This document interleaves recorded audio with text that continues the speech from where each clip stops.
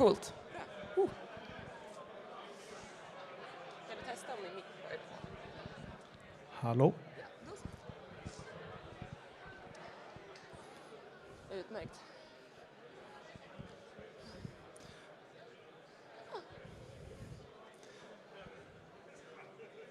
Vi kan låta folk se. Jag tror att det här är det mest försenade vi någonsin har varit faktiskt. Nej, vi är 10 minuter sedan.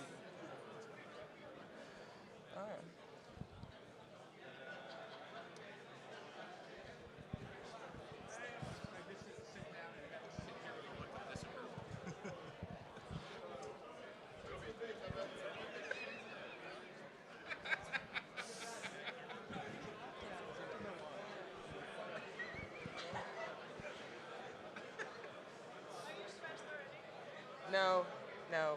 Now we're fine. We were stressed.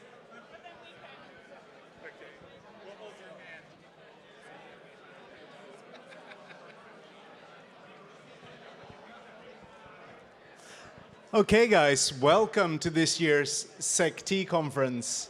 Community night. This year's community night. And we've been running this conference for God knows how long, but I think it's 12 years now. I think it's 12 years. We're very old. And basically, this is our pre-opening night.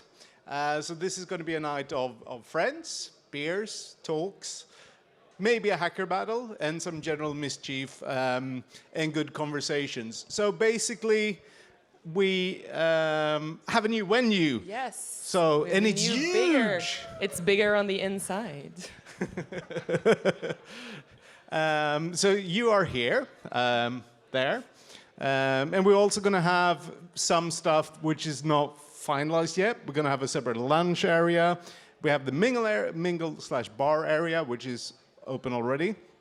We're also going to have the 2 community areas where you can sit and play the CTF, watch the live stream. Actually, we're not live streaming, that's wrong. The broadcast guys corrected me. We're live broadcasting to the other rooms. Yes, there is a technical term, so you're welcome. And that's our streaming team, which is now the live broadcasting team. The live broadcasting team. Can you please just give them a little applause? Because we're very happy.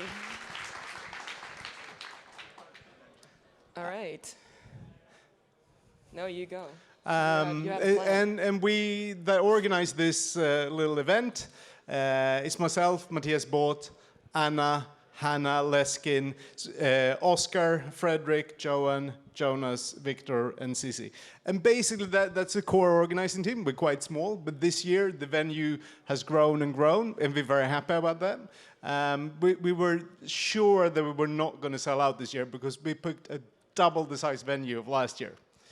Still, like more than a month before the event, we sold out. So and we talked to the venue. 200 people on the waiting list. So yeah, so we filled the venue basically to capacity, and there's still 200 more in waiting list. So we're super excited about that. And also the video crew that makes this possible to watch on YouTube and in the other areas is Alexander, Jean-Pierre, Kim, and Xiufian? Yeah. Yeah. You did that terribly. But. Yeah, thanks. And then we have the security podcast guys who are somewhere in the venue. Make some noise, guys. And the guys from the security podcast, they're actually doing live video interviews with all of our speakers. So they're going to grab our speakers and drag them down into a little basement there and interview them in front of camera, which will also be streamed online. And on top of that, we have the guys that are organizing our Capture the Flag tournament, the CTF Rock guys, which is Likvidera, Avlid i en brunn, Devnull, Grosid, Klondike, Bob, Killed Kenny, sorry, and Steven. And there will be screens with the live. Apparently, we have a couple of 100 registered teams, about 40 local teams playing the CTF this year. So it's going to be a quite big competition. And then there is going to be the club, which is Syntax Error managing Oscar. together with Kim, Rasmus, Frank, and Christer, which is going to organize the Secti Club tomorrow night. And basically, we still do this as a non-profit, so no one gets paid. No one gets paid. And we spend quite a lot of time here, and we're very, very excited that everyone is here to join us for our free event. Arguably, the community night is the best part of Secti because it's free. And also this year, since we've grown quite a bit, we also have an additional of 12 to 14 volunteers that are helping us during the event with manning all the different stations because the venue is quite a bit bigger. It's extra funny that Thomas is 12 to 14 because he's in charge of them, so he should know. It depends on how you count. So why are you guys here? What about the community night? Well, it's a simple solution to a complex problem. Because we had the live stream and we had all these things that need to get done and sponsored need to set up. So we're paying for the venue basically anyway. So we decided like, hey, why not just invite our best friends that couldn't get tickets, and you can come and have a beer, hang out with us while we're stressing out and are not done with the tech and yeah. And it's, the community for the community. We're a community-driven organization, so we wanted to give something back as well, not just for our own selfish reasons. And also, we are nowadays getting so many good CFP submissions that we can't actually accept everyone because we don't have time. So then we're overflowing throughout the community night to actually put speakers on during community night as well. So here is the schedule for tonight. It's very exciting. You're here. As you might have noticed, we were slightly delayed. I don't think we've ever been this delayed in the history of this conference, 10 minutes. But we're starting with this presentation, and then Kalle Svensson is going to talk a little bit about Game Boy hacking. And then Dan is going to show us how we bug hotel rooms. And in between these talks, there are going to be 30-minute sort of like size talks. In between them, it's going to be time to mingle, have a few drinks. So there is a quite big mingle area at the back of the venue and over there. So if you like to talk and chat during the talks, if you really want to listen to the talks, please sit down here. If you want to be loud and drink beer, go out in the beer area garden and drink your beers. And there is plenty of time for beer. So. And basically, we might have an event at around 9-ish, which is Hacker Battle. We're not sure yet if it will work out, but we'll try. And then the door will close at 11. And that's it for now. So without further ado, I think, could Kalle come to stage? Big round of applause for Kalle.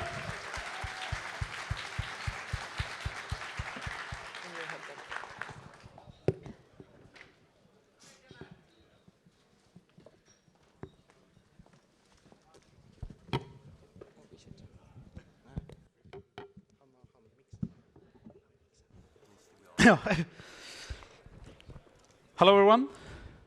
Great, my slides are showing. Yeah, nice to be here. My name is Carl, or Kalle, and I'm going to talk a little bit about a project me and my teammates from our CTF team did over the summer, basically, where we tinkered a bit with some Game Boy and Game Boy games. Yeah. Short introduction about myself. As I said, my name is Carl, 28 years old. I have a master's in computer science from KTH here in Stockholm. And I work as the head of security at the healthcare startup Kry. However, that's not really relevant for today's topic. I also play a lot of CTF competitions with our team, Hacking for Sodium. And if you would like to get in contact with me at some later time, you can reach me on one of these methods. So that's the first part of the mail address at cida2.com. There's a limitation in like resolution and screen space here in this Game Boy ROM. So can this please work? Yes. So as I said, I'm in this CTF team, and since last year, we are helping organizing our own CTF competition. It's called the Midnight Sun CTF. So the idea is to do this every year, and we started with it last year. So we do an online qualifier in the spring, and then an on-site finals at the KTH University here in Stockholm. So we did it for the first time last year, and then again this year, and we're already planning for next year. And we have like a student class for student teams and an open class for everyone. And I'm kind of like responsible for the technical aspects of the competition. And one of my design goals when doing this was that when we have this on-site finals, we should utilize this fact that we have these teams on site at the same place. So I want to have some challenge that uses some kind of physical aspect. So in this year's finals, we had a challenge that was called the HFS Calc, which was created by one of my teammates, Bob. And it's a pwnable challenge. And what does that mean? So a pwnable is a standard category in CTF competitions where you get some kind of program. You're supposed to find one or more bugs in this program to corrupt the memory of the program and thus gain control of the execution flow and typically get yourself a shell and the flag. This is typically done on like mainstream architectures such as x86 or ARM because that's what people are familiar with and that's what's easy to do. But we did a Game Boy game, which was a pwnable. So, I mean, OK, the game is maybe stretching it a little bit. It was a calculator app on the Game Boy. So we had flashed it on actual Game Boy cartridges. I actually have with me today some Game Boys and the cartridges. So if you want to like look at it and try it out, you can come see me either tonight or throughout the rest of the conference. I will be carrying them around. I guess will be some kind of deposit system, I guess. It looked like this. So the setup was that the teams were given a copy of the Game Boy ROM that they could download to their computers. And there were also these Game Boys with the game flashed to them. There was one difference, though, that the copy they got on their computers just had a placeholder flag. So they could analyze the code, look at how it worked, but even if they managed to find a bug and create an exploit for this, they wouldn't get the flag. They would have to go to the actual physical Game Boy, and by inputting their exploit through the gamepad, they could exploit this and leak out the flag. So for anyone who has been doing these kinds of challenges in a more regular setting, this was quite a standard textbook challenge where you had a buffer on the stack which contained the results of the different calculations. Unfortunately, there was no bounds checking on this buffer, so you could continue making calculations until you would overflow this buffer and then corrupt the return address of this function, which is like the standard way of, one of the most basic ways you can exploit a program. I mean, I won't go into too much detail on that. It's like if you ever try out anything like this, not on a Game Boy, but like on a regular computer, this will be like your first like pwnable 101 challenge. And then there was a little bit of protection to prevent some attacks, but the protections were pretty weak. So you could, by analyzing the code, you could overcome this protection, and then by playing the game in the correct way, you could eventually cause it to go into a different function. This is what would happen if you didn't overcome the protection. So this is a little bit of a spoof of what it would look like on a regular system with the same protection if you failed to overcome that protection. I don't think any other Game Boy game has this kind of screen. Anyway, if you did it the right way, you would get the flag like this, and with a little image related to one of the sponsors of the competition. We did that for this finals that was in June. And we started thinking about the Game Boy and what can you do with the Game Boy and how can we take this further. So first of all, like, what is the Game Boy? I mean, okay, it's a extremely popular gaming console, but from kind of like a computer science or hacker perspective, it has its own basically custom chip, which is like a hybrid between the C80 and the Intel 8080. And it's a 4 megahertz processor with a little bit of RAM, and then you have these ROMs, which are on cartridges that you can insert. And they are, the simplest ones are just 32 kilobytes of memory. But then there are more advanced cartridges where you can swap out the top 16 kilobytes of memory for other sections of 16 kilobytes of memory. So this is called a bank, a block of 16 kilobytes of memory, and you can cycle through these banks. So some of the Game Boy games even had as much as an 8 megabyte ROM, a lot of content in the game. Has an LCD display, 160 by 144 pixels, which runs at 60 FPS. So quite impressive for like an 89, I think it was released. This is also why my slides are a little bit pixelated, because they follow these restrictions.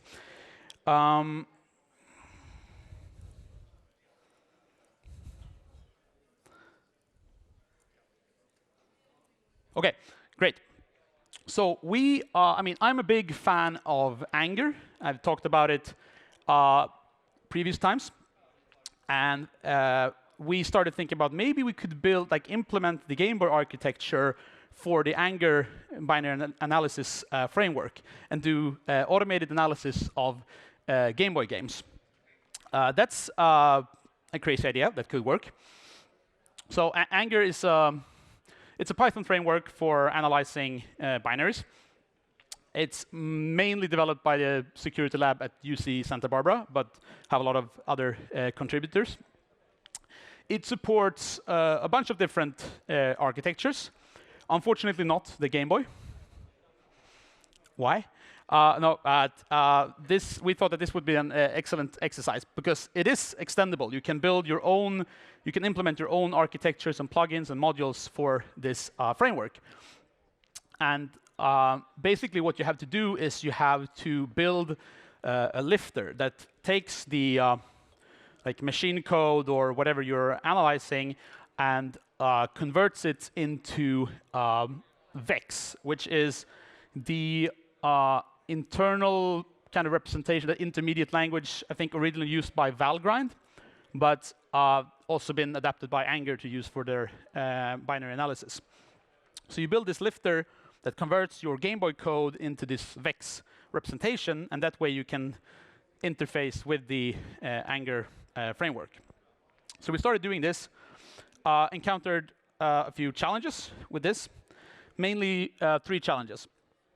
First of all, we had this bank switching issue. In most programs, you load the program into memory, and each piece of the program has a unique address. In this case, that's not how it works, because since we can switch out the banks, they will still have the same address. So the same address, depending on which bank is loaded, can mean completely different parts of the memory. This was fairly easy to solve, though. What we basically did was that we kind of extended the architecture to, instead of use like 16-bit addresses, we created this fake register that kept track of which bank was loaded, and then we pretended that everything was like 24-bit addresses instead, and did some tweaking there. And that was no problem.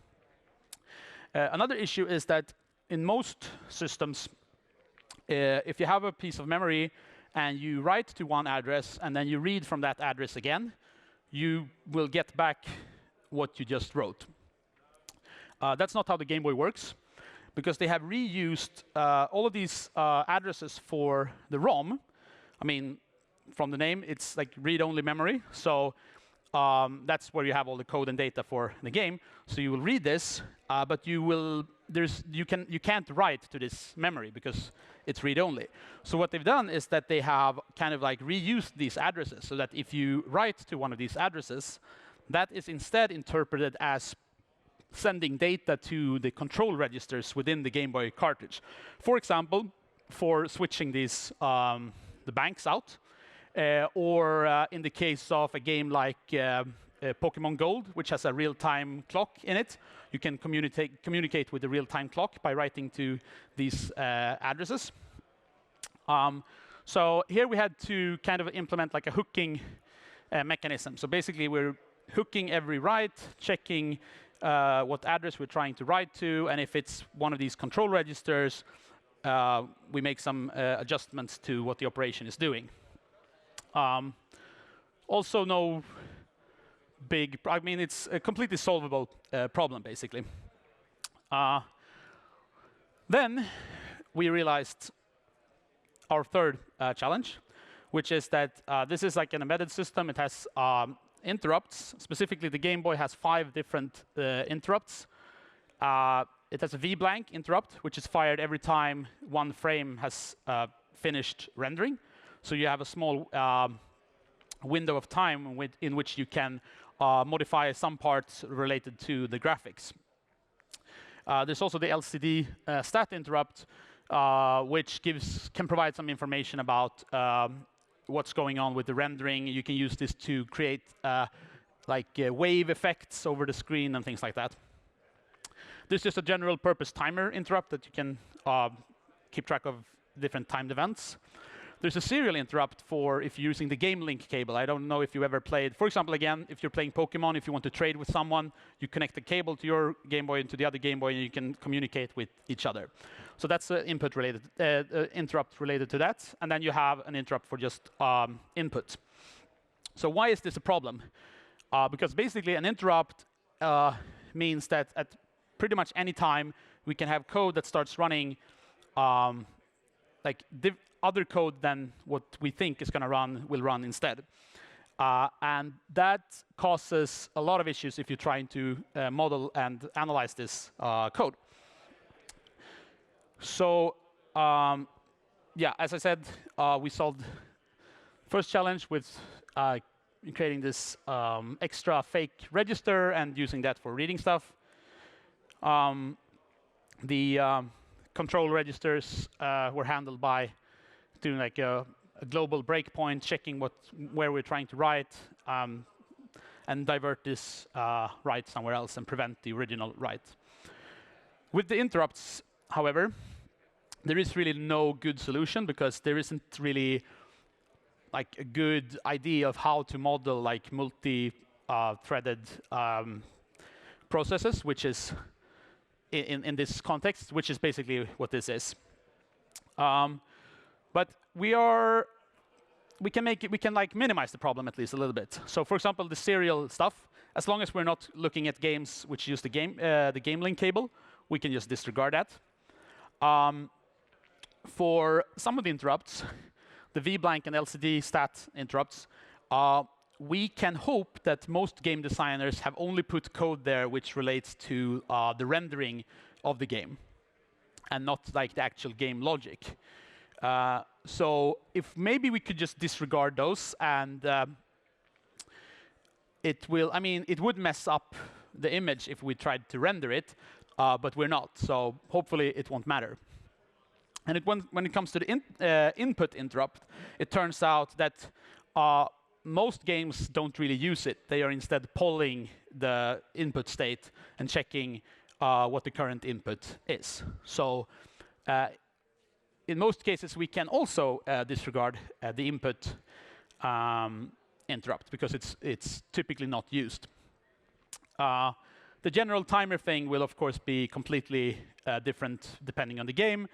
There might be, we might be able to do some manual tweaks and, patch it in somehow. But basically, there we didn't have any any solution for this in the general case. So this work resulted in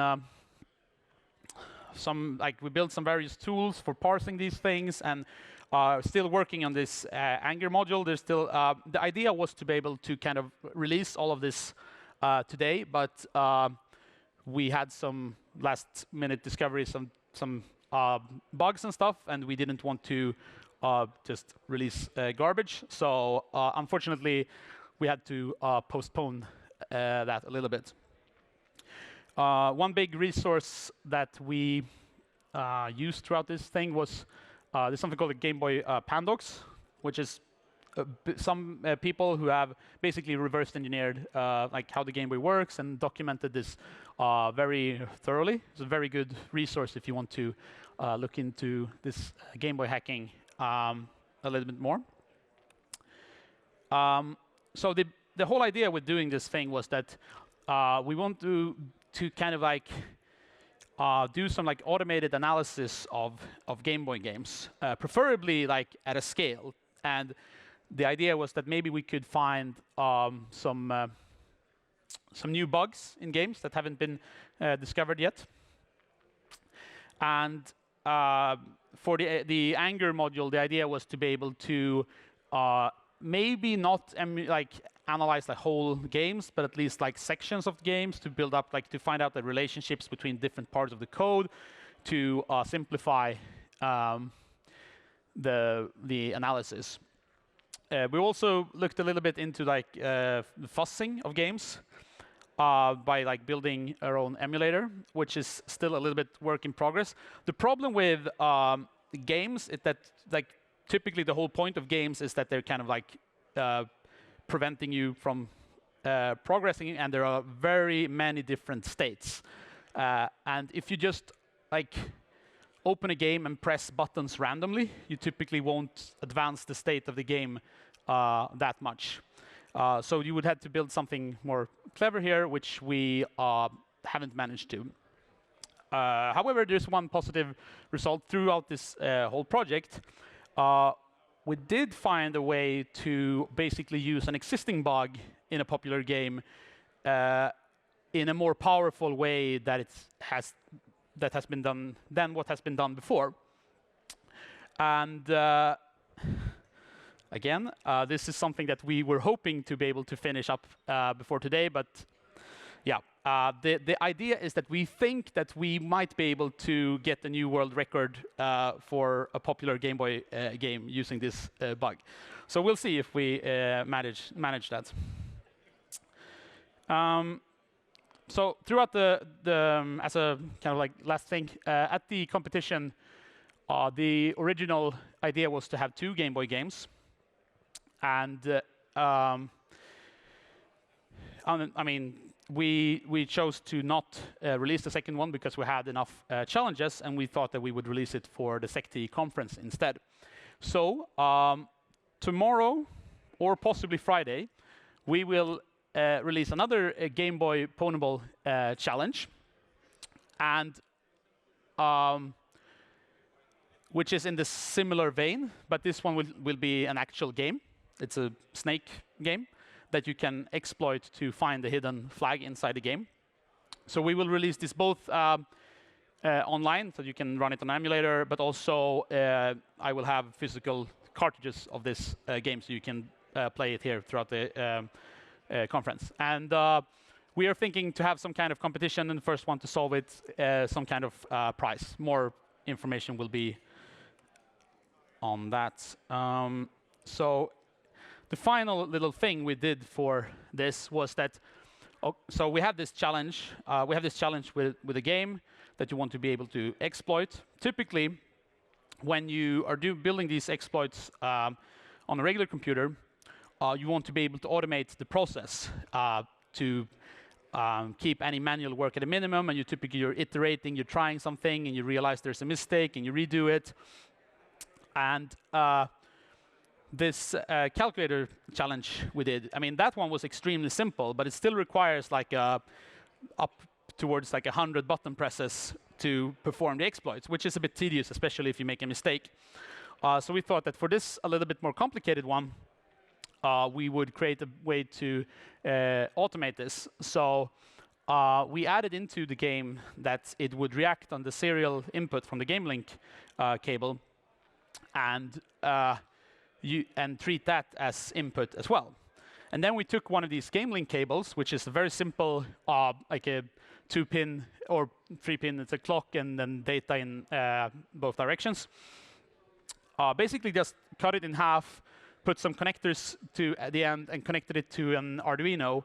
And that way, we could control the Game Boy game from the computer by just sending stuff through the Arduino.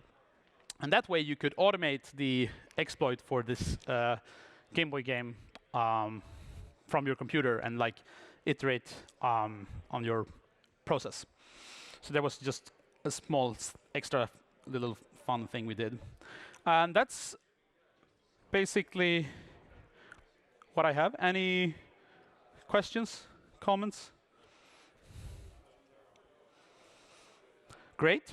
Then I would just like to thank some of my teammates who helped out with this project, and our Helmut from the Anger team, who has been helping out with a little bit of Anger internals, and also just plug our monthly Pwnable live show on YouTube, which is called Pony Racing, where each month 4 competitors get the same Pwnable challenge and compete against each other, trying to be the first one to solve it while we provide like commentary and analysis. A very good learning and educational resource.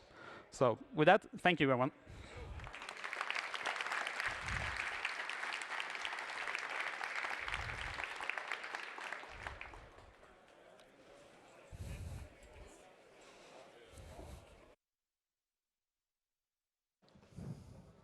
Hello. Okay, thank you very much. Now there's going to be some more time for mingling and drinks. And we want all the speakers in the venue and all the volunteers and crew to meet for a crew meeting downstairs and some briefing about speaker stuff. So if all the speakers can meet down by the crew area together with the crew and the volunteers for some internal info. And enjoy the night and have a couple of drinks, and we'll be back soon with Dan Tentler.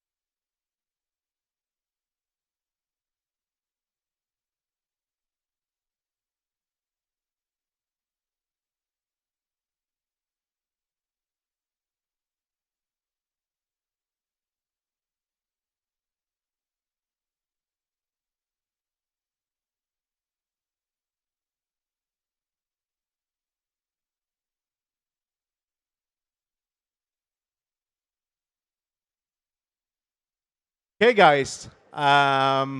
We are going to start presenting our next speaker. It's a person for you that have been to SecT a couple of times, doesn't need very much of an introduction. So without further ado, just find your seats and welcome to the stage, Dan Tentler. A mic? Do I? Yes, maybe. Cool. Audio. Haha.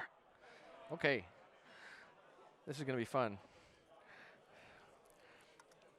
Let's see if I can computer hard enough to make things happen. Maybe? Excellent.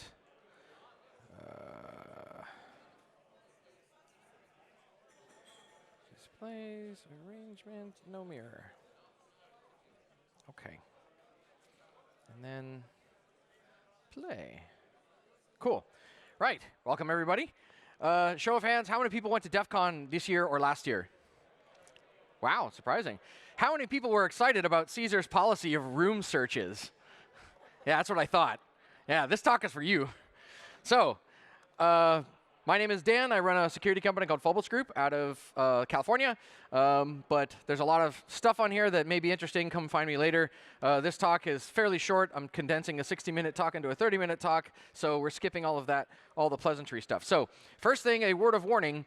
In the United States, the legality of doing recordings in certain capacities varies from state to state. And there's usually a ditty in my talk about, depending on what state you're in, you might be in what's called a one-party or a two-party state.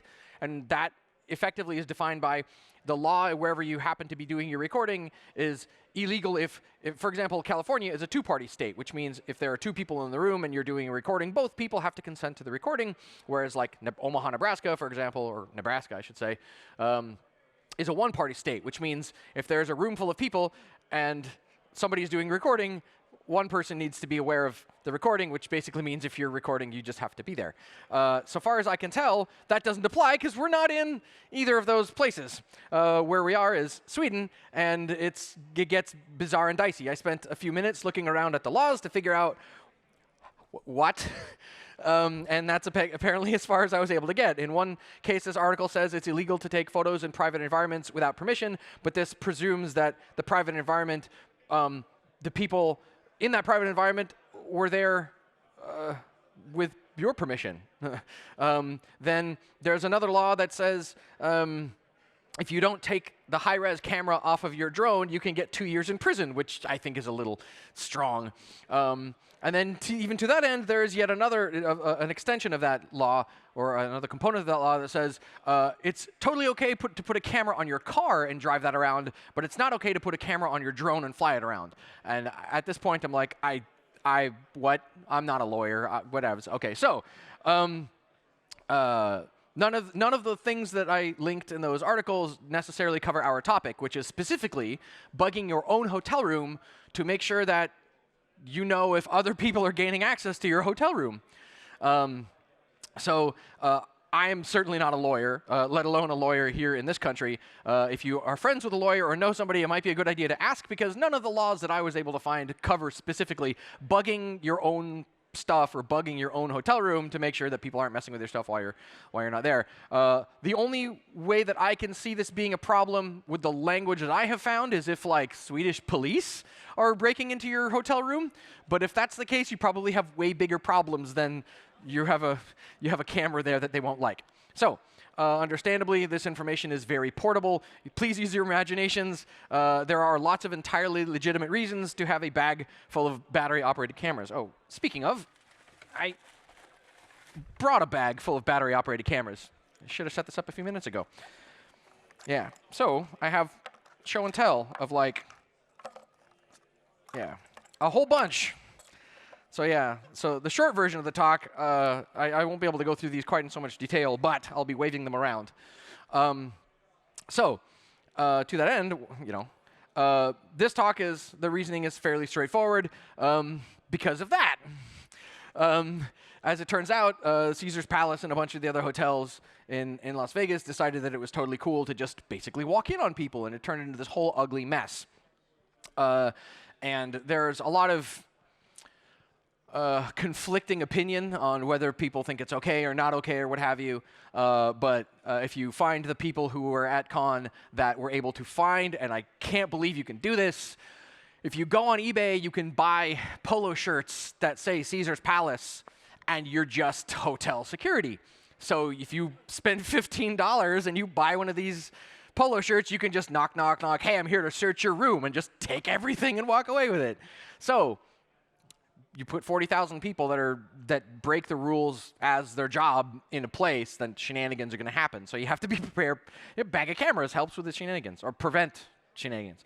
But yeah, needless to say, it also went the other way. There were people from Caesar's Palace that were taking pictures and posting them on the internet that were security guards. So it's just a horrible, horrible mess. But even before all of that, the last couple of years at con, on the left we have, in the United States, what we refer to as a OSHA-compliant door handle. So this is a door handle that's compliant for variety of type of disabilities and things like that. In America, if you operate a business and you have an office, your door handles have to look like that. Now, on the right, that's a picture of what's called a K22 under-the-door tool, and it works like this. You stick it under the door, you stand it up, you grab the door handle, and you pull, and it opens the door from the inside. Wonderful. Now you can gain access to every hotel room. And you think, oh, but you can like shut the little latch. Yeah, but only if you're inside the room. If you leave the room, then you can K22 your way into a hotel room. And when I discovered that tool 5 or 6 or 7 years ago, it's been a while, I decided, yeah, we operate in a community of people that conduct shenanigans for fun. So I fully expect to just open my door one day and have like up to my eyeballs like inflatable unicorns in my room, which sounds like fun, but then you have to deal with it. And if it's 2 in the morning and you just want to sleep, you're not so much fun. So understanding that like this is a thing that could happen, I started buying stupid battery-powered cameras and putting them in my hotel room.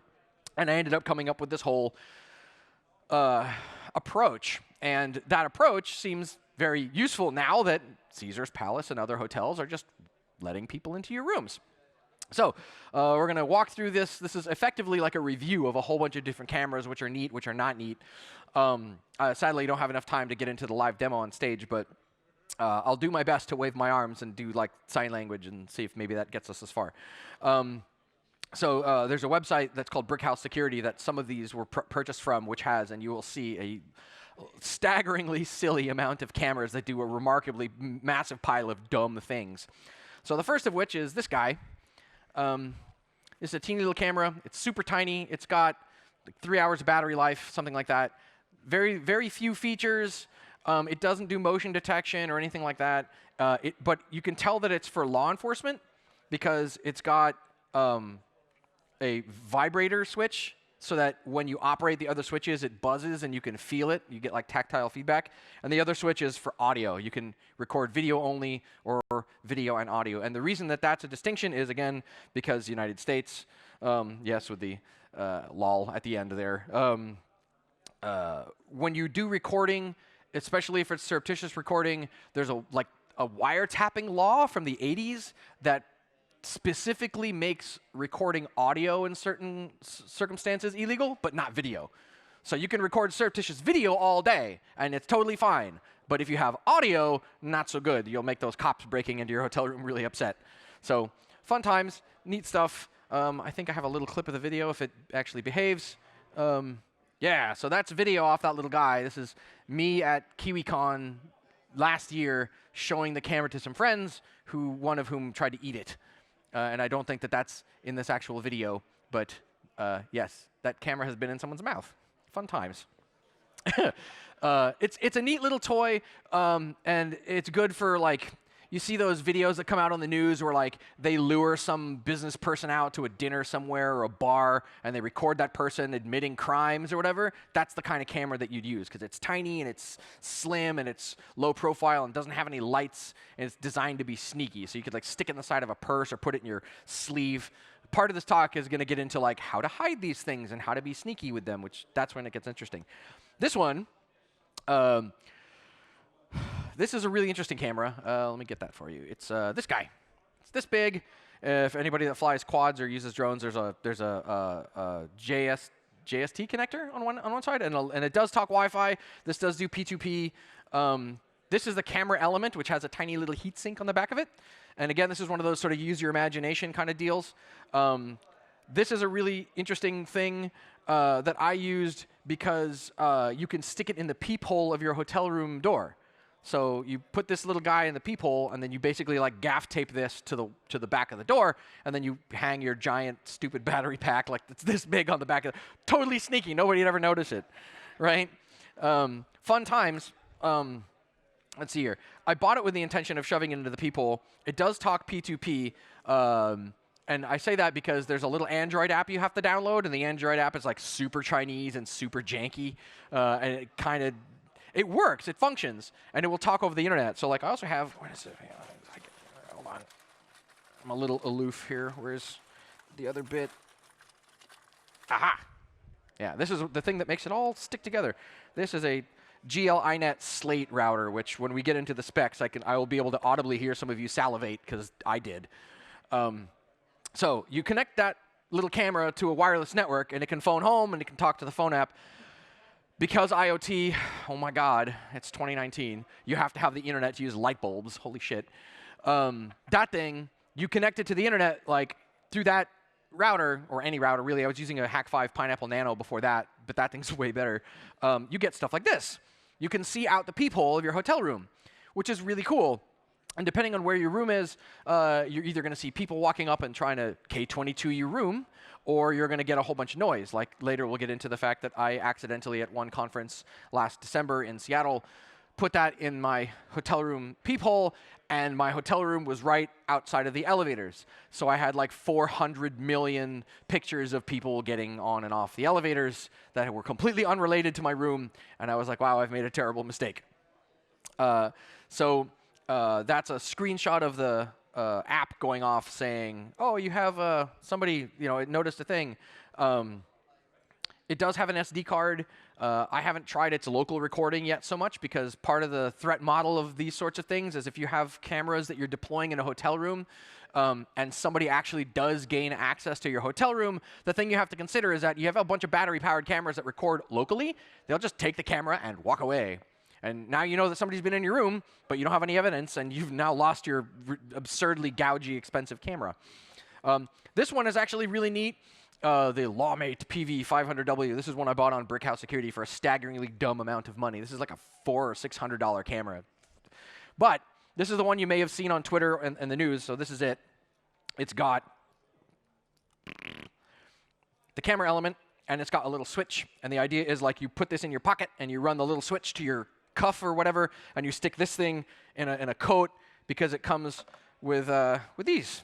You can disguise this as a button or a screw, which seems pretty interesting. I haven't actually tried to use it, but mostly I carry it around for fun. This thing does kind of sort of talk Wi-Fi. Yeah, this does a better job of articulating my feelings about this camera. It does talk Wi-Fi. These are screenshots from the little phone app, but it doesn't talk to the internet. It only talks to your phone. So if you want live video from that thing, then like you have to be within earshot of the Wi-Fi range of that, because if I remember correctly, that sets up its own little AP, and you connect your phone to it. And I can't imagine that thing is transmitting at anything more than like maybe 25 or 50 milliwatt. And if that thing's pressed up against somebody's body in their pocket or what have you, they're going to go off into another room. You're probably going to lose signal. So interesting thing. I can see that it has some cool like law enforcement type applications, but in terms of like hiding it in a hotel room for being sneaky, hit or miss. There's other cameras that do a better job. That thing supposedly has motion detection, but I wasn't able to actually get it to fire, which $500 well spent. This one, I've gotten quite a lot of mileage out of. This is another bizarre Chinese OEM rebranded camera. There's like 10 different ways to find this. There's a Camscura makes one, a Foscam makes one, and Amcrest makes one. And if you search for that, you'll be able to find it. However, did I bring the new one? Yes, I did. So this is that camera. It's got a little tilty head, and the cool part about this guy is you can like hide it in a glass or put it in a thing and like poke the little head out and aim it at a thing. So you're only exposing like this much of the camera. Pretty neat. Decent battery life. The config app for this guy will allow you to record from like vibration or motion sensing, in addition to this one. Yeah, it'll allow you to record from vibration, from audio, like if you hear loud noises, and that's really cool. And I tried that, and I've been to a bunch of conferences, and whenever I go to a conference, there's a bunch of these things hiding in my room, and I go back in my room, and I'm like, ooh, that caught video. Who did I catch? Who did I want to catch? One of my friends coming in and sneaking with my, messing with my stuff. No, it was like lightning. Like actually last year at this con, I think, this is it, I think. Here's me like placing it. But I'm pretty sure that, yeah, I'm pretty sure that this video or this placement ended up, I get like 2 hours of footage. And the reason I got 2 hours of footage was because lightning was happening. And as the lightning flashed, it detected that as motion and started recording. And every time it sees motion, it records for like 2 or 3 minutes.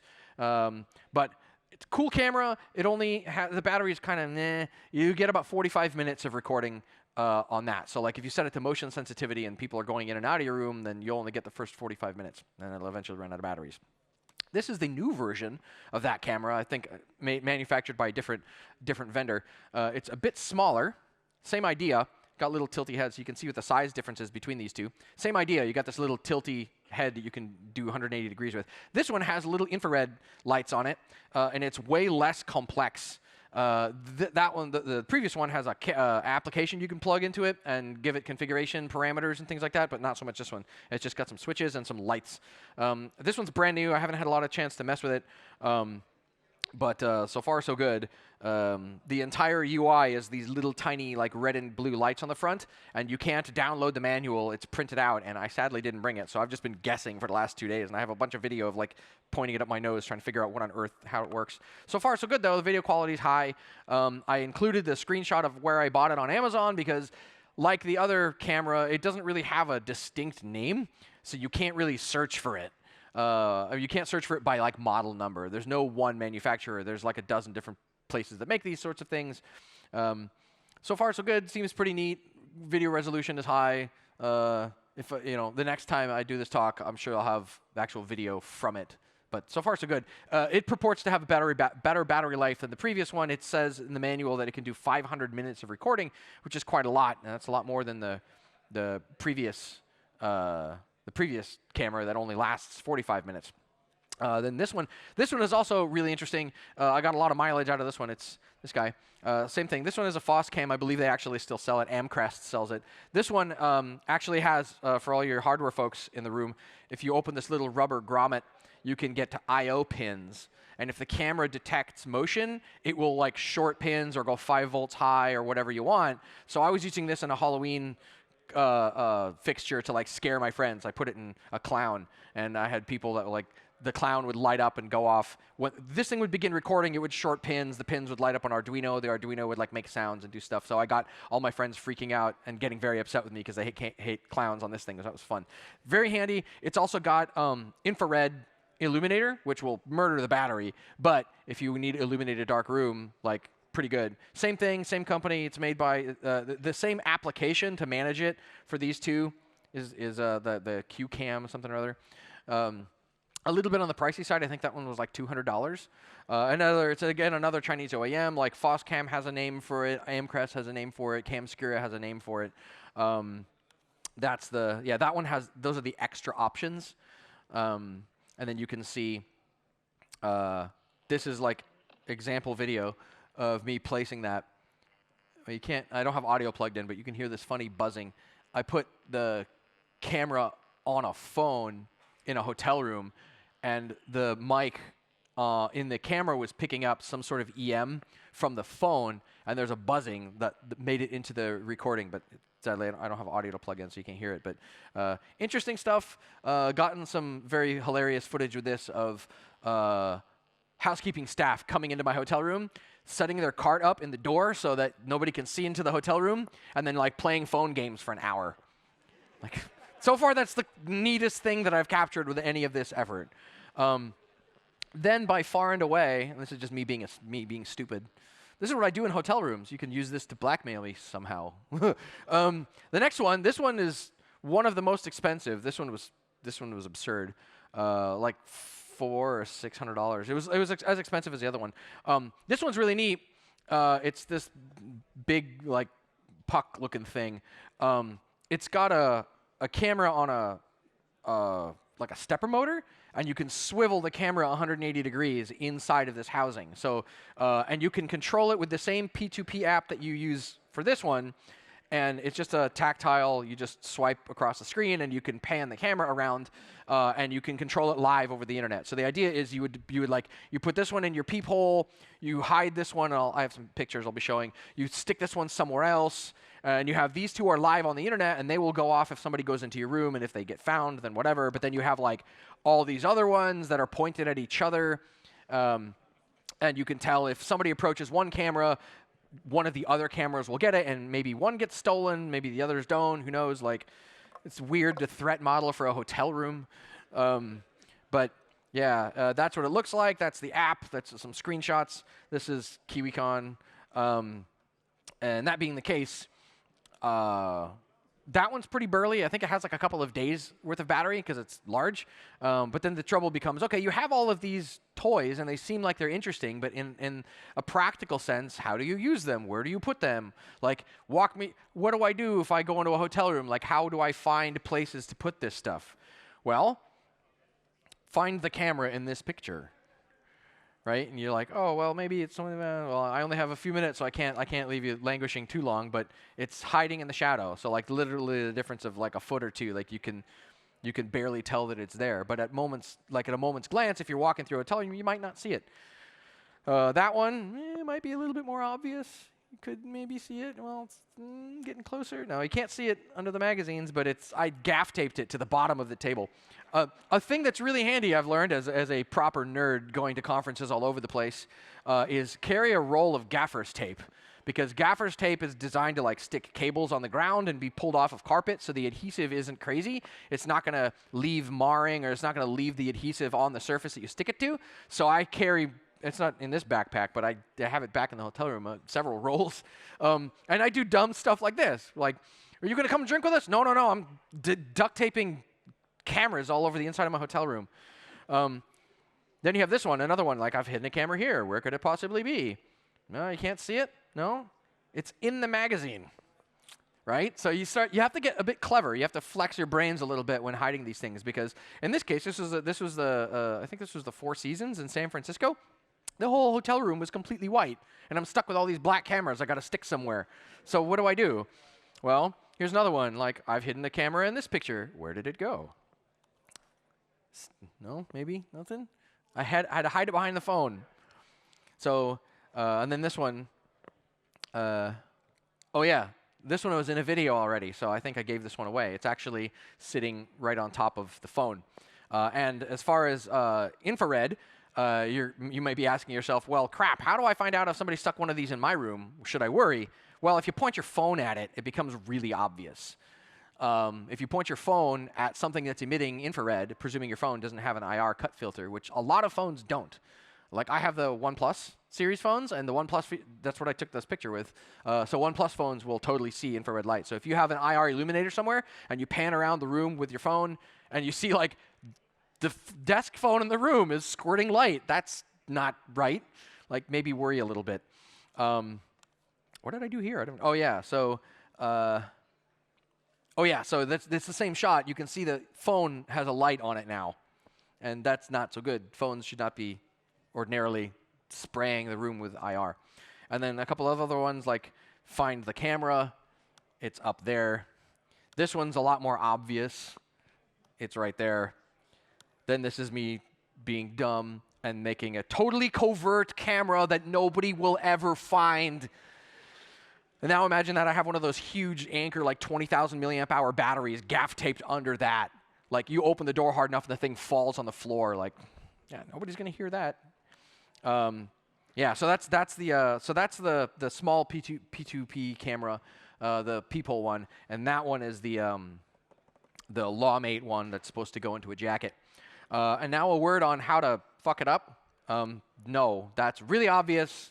Don't. That's not going to work. You're not. Try harder. Also, no. Just stop. You're not doing it right. What did I tell you? No. That's not going to save you. It's really obvious. Actually, that one's not bad. Fucking no. Just cut it out. You're going to ruin your $600 camera. Why did you stick that thing in the coffee machine? Disguising it as a screw also will not help. Then you can just denial of service yourself because you put one of these things in front of the elevator and your phone is going off literally every 30 seconds while you're away, and it murders the battery on your phone and it murders the battery in the camera. And it saturates your little wireless network because you got a hotel room right by the elevator, and now you're getting useless pictures of people you don't care about walking by your room because you're pointed at the elevator. So, fun times. And now if you're in the market for really, really, really horribly dumb shit, you can go to Brickhouse Security and you can buy a bucket for $649 that has one of those in it. And like this much battery, I guess, because I don't know what the $649 for. And if that's not bad enough, you can buy a $509 rock. Great. Surveillance rock. Perfect. Oh no, it gets dumber. It gets dumber. How about a Monster Energy drink for $299? Yeah. Or if that's not your speed, you can totally do a bottle of Mountain Dew. Well, this one's actually interesting because apparently if you go read the reviews, it is full of liquid. They actually did like seal off the top and bottom. So like if you jiggle it, you can tell that it's full of liquid. But the problem with that is the bottom part is a compartment and the top part is a compartment. So if you turn it on its side, you get like two levels. Like it becomes super obvious for $300. Why would anybody buy this shit? I am not spending $650 on a Wi-Fi bucket. No, it's not happening. I mean, unless somebody wants to sponsor it, then it'll be a whole thing. We can put it on YouTube and it'll be fun. The thing with the bucket is like, supposedly the market for the bucket is that you buy it and you put it in like a construction site and it has like a month and a half of battery. So you can tell if people are stealing equipment or something. And I'm like, why would you spend $600 on a bucket? You could get one of those for like, I think this one here, this one was like $30. Just saying, like, the market is super weird. And you can tell that LawMate markets almost exclusively to law enforcement because law enforcement are like, I'm Detective so-and-so. I need $1,000 to spend on 2 cameras. And people are like, here's money. How do I get that job? So before I was using the GLINet Slate router, I was using a Hack 5 Pineapple Nano, which works really well as a travel router, but it's 2.4 gig only. And now it's 2019, and like lots of places use 5 gig, and 5 gig is a lot nicer and a lot faster. If you have all of these cameras and your Chromecast attached to this thing, and somebody walks by your hotel room, the Chromecast falls off the network because you've saturated the network. Yeah, I found some very bizarre and very stupid problems doing this. So this thing, it's $65 you can get on Amazon. It runs OpenWRT out of the box, and for anybody that's familiar with wireless stuff, there are 2 Atheros chips in there, 2.4 and 5 gig. And yes, they let you do all the fun stuff. Like at one point, yes, I was attached to like 4 different wireless networks, natting between them. Like I have a thermal imager. I have a problem with buying these things. I have a thermal imager that's made by a company called Seek Thermal, and it does the same thing where it spins up a little wireless access point and you connect to it and you can look at the thing on your phone. But I don't want to look at the thing on my phone. I want to attach it to my giant 65-inch TV in the living room. How do I do that? Like, so I had to invent this like one-to-one NAT RTSP protocol rewrite thing, and I did it all on that. So that thing's super buff. Also, if you're ever on a flight somewhere and you want to like buy in-flight Wi-Fi, that thing's powered via USB. So you plug it into one of your batteries, and you let it connect to the captive portal, or you NAT through it. It gets, the captive portal gets the MAC address of that thing's WAN, and you can put whatever you want on the inside. So now instead of like trying to fumble with like trying to get go in-flight Wi-Fi to do blah blah blah on a flight, now you have like you and all your friends and everybody in first class and whoever on your Wi-Fi because you're rebroadcasting and you're getting past the captive portal. So to that end, here's my articulate and corporate-friendly networking diagram that every network engineer will be able to grok immediately, describing the intricacies of deploying your your mitten-based networking device into in your hotel room wireless network. It's fairly straightforward. Anybody that's done like wireless stuff should be it's a router. How hard is it, right? But that is one thing you have to consider from like a SIGINT perspective. If you're deploying this thing, and for example, like everybody seems to like Aruba. Like the hotel we're in has Aruba. The hotels that I've been in previously are all Aruba. I run Aruba at my house. I'm very fond of the containment feature. But equipment nowadays that's in infrastructure in hotels and businesses and things like that can detect rogue access points. They can detect stuff that's bridging to the LAN. They can detect networking stuff that's stood up, that's squirting Wi-Fi packets all over the place, and they can squish it with containment. So at some point, they might get wise and decide to actually turn on all those features that they're just ignoring, because if you're in a hotel room that has no Wi-Fi at all, right, I'm sorry, you're in a hotel that has absolutely no Wi-Fi at all, if they have even no Ethernet, like that thing's got 3 gig ports on it, which is really nice, and it's got a USB port you can stick a 4G modem in, and that's really handy. Or I've tethered that thing to my phone, because the demo that I do normally with this talk on stage with that is I tether that to my phone, I run the whole demo through my phone. So it's really powerful in that regard, but it's, I don't know, 200 milliwatts, something like that, wireless networking device that shoots packets out on 2 protocols, 2.4 and 5 gig. So it's not quiet, right? It's not surreptitious. And if you're far enough away, you'll be able to see, like, hey, there's a wireless network there. So just keep that in mind. So as far as OPSEC goes, watch your background, triple check your placement. You got to make sure your batteries are charged, because if you deploy your camera and there's no battery, you're going to have a bad day. Again, the big point that I want to drive home is aim the cameras at each other. If you're going to deploy more than one camera in a hotel room, you want the cameras to be facing one another to some degree, so that if somebody walks by one camera and takes it, maybe they didn't take another one, so you get some idea. So it's quadruple or septuple, whatever redundancy. If one camera trips, then review footage for all the cameras and do realize that your cameras may get stolen. And as far as wish list stuff goes, I would love somebody to actually produce an app that is not super ultra janky Chinese, that like functions correctly and is polished and nice. It would be nice to have like an actual web UI on some of these things, the ones that are controlled over the internet, so that you can control them as you would like a FOSS camera or an Amcrest or maybe an Axis camera, something to that effect. P2P as a protocol seems really shady, because I don't think there's HTTPS involved. I'm pretty sure it's just unencrypted video streams leaving that device, going through all the networking out to the internet, and then bouncing out from the internet from whatever mothership these things phone home to. I have no idea, to your phone. So who knows what's going on there. And then having a stolen mode, for example, where if a camera is in your room and suddenly the camera starts walking away, it would be good to get alerted about that. That would be really handy. But yeah, just in general, more polish. So I'm a minute over. Sadly, there is no room for Q&A. Please find me. I'll be around. Thank you very, very much for sitting through this nonsense.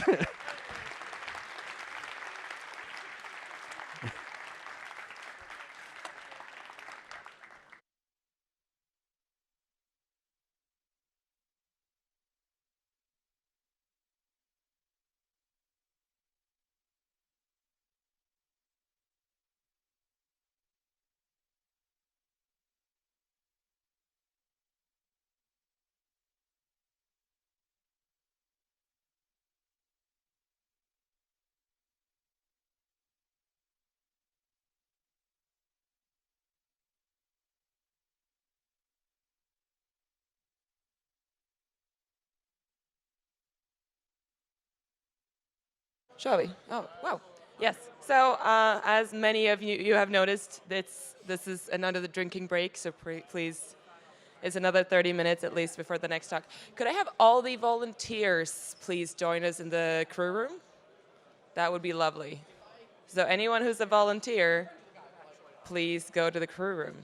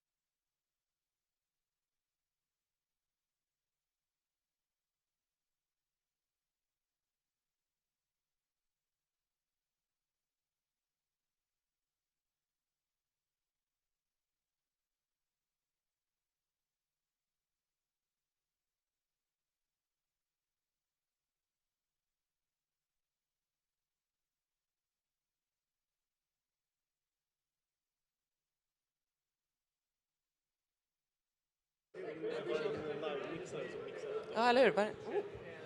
Assemble. Humans, assemble. Maybe. I don't know. There will be another talk soon, hopefully. So if everybody who wants to watch the talks could return to their seats, that would be absolutely lovely.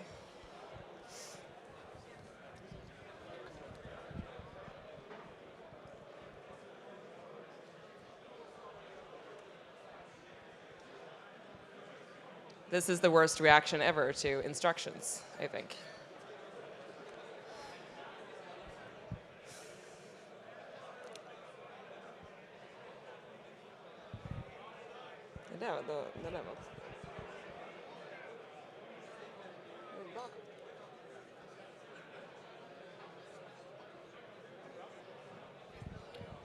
So we're going to start with talks in just a minute. If people can just return to their seats, that would be amazing.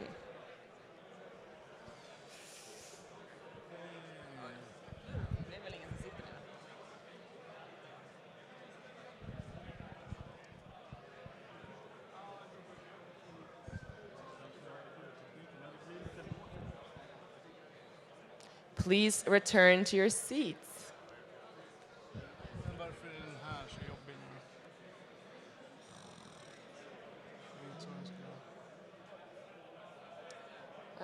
Oscar. Oh, no.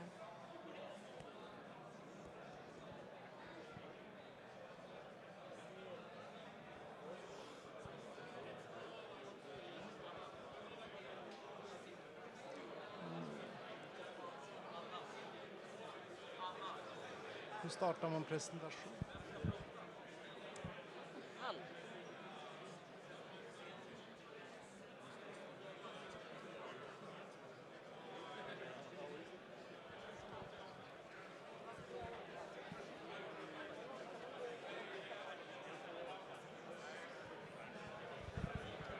Vi bara börjar.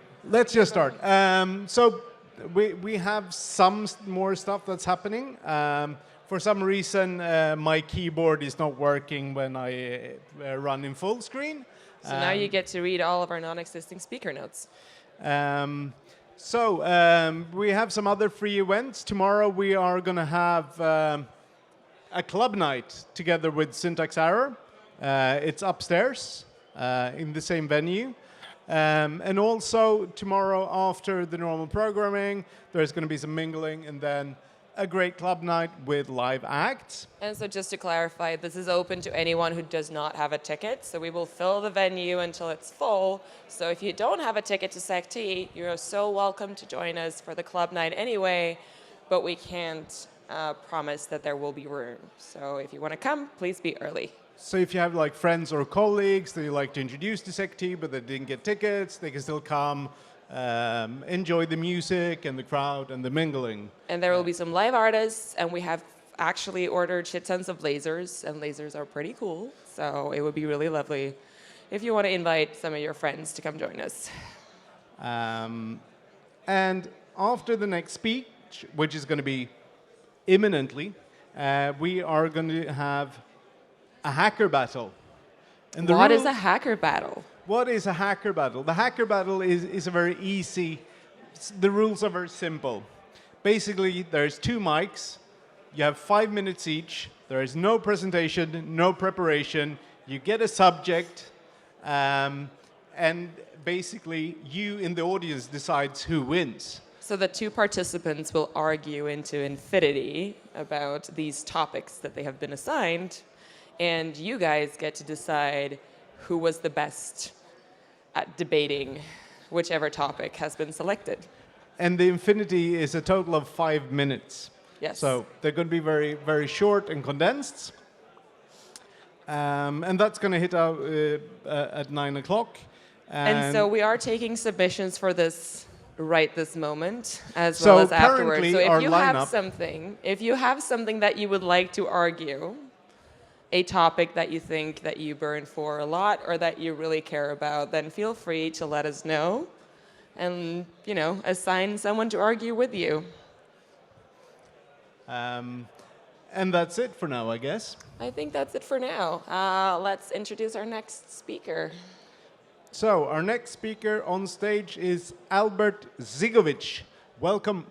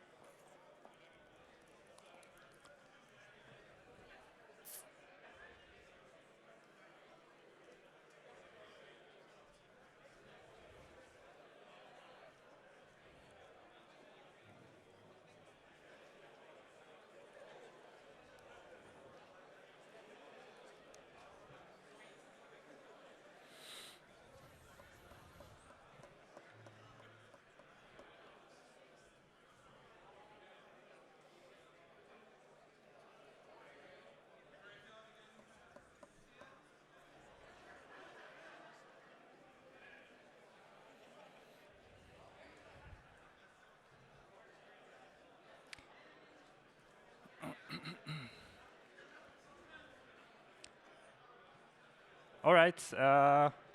Hello, everyone. Hey, guys. Yeah, I think everyone's ready now. So let's get to it. Welcome to SecT conference. Actually, this is my second time here in Stockholm, but I still love the city, I have to say. This is my first time presenting at any conference, so bear with me. This presentation is about a relatively new stealer malware that made the headlines not so long ago. And I just really want to give you a 30 minutes primer to it. Just a little bit about myself. I've joined the AV industry from a traditional blue team background. I worked as an IDS analyst in a SOC and also as a senior incident responder at a Fortune 50 CERT. I have keen interest in threat hunting, memory forensics, signature development, and I've been also learning reverse engineering for about a year now. I just had my first publication, and this talk is about that. And I also just released a small technical write-up about a malware family called Darkrat version 2 on my GitHub. So the goal of the talk is just to present findings of the past 4 to 5 months. I would like to detail some features and functionalities that the malware had. I want to touch briefly on dark and deep web economics. I also would like to outline some mistakes that the developers made, and just overall, just to share technical analysis with you. Right, I've been advised to put this up, but this is really not that important, so we can go on.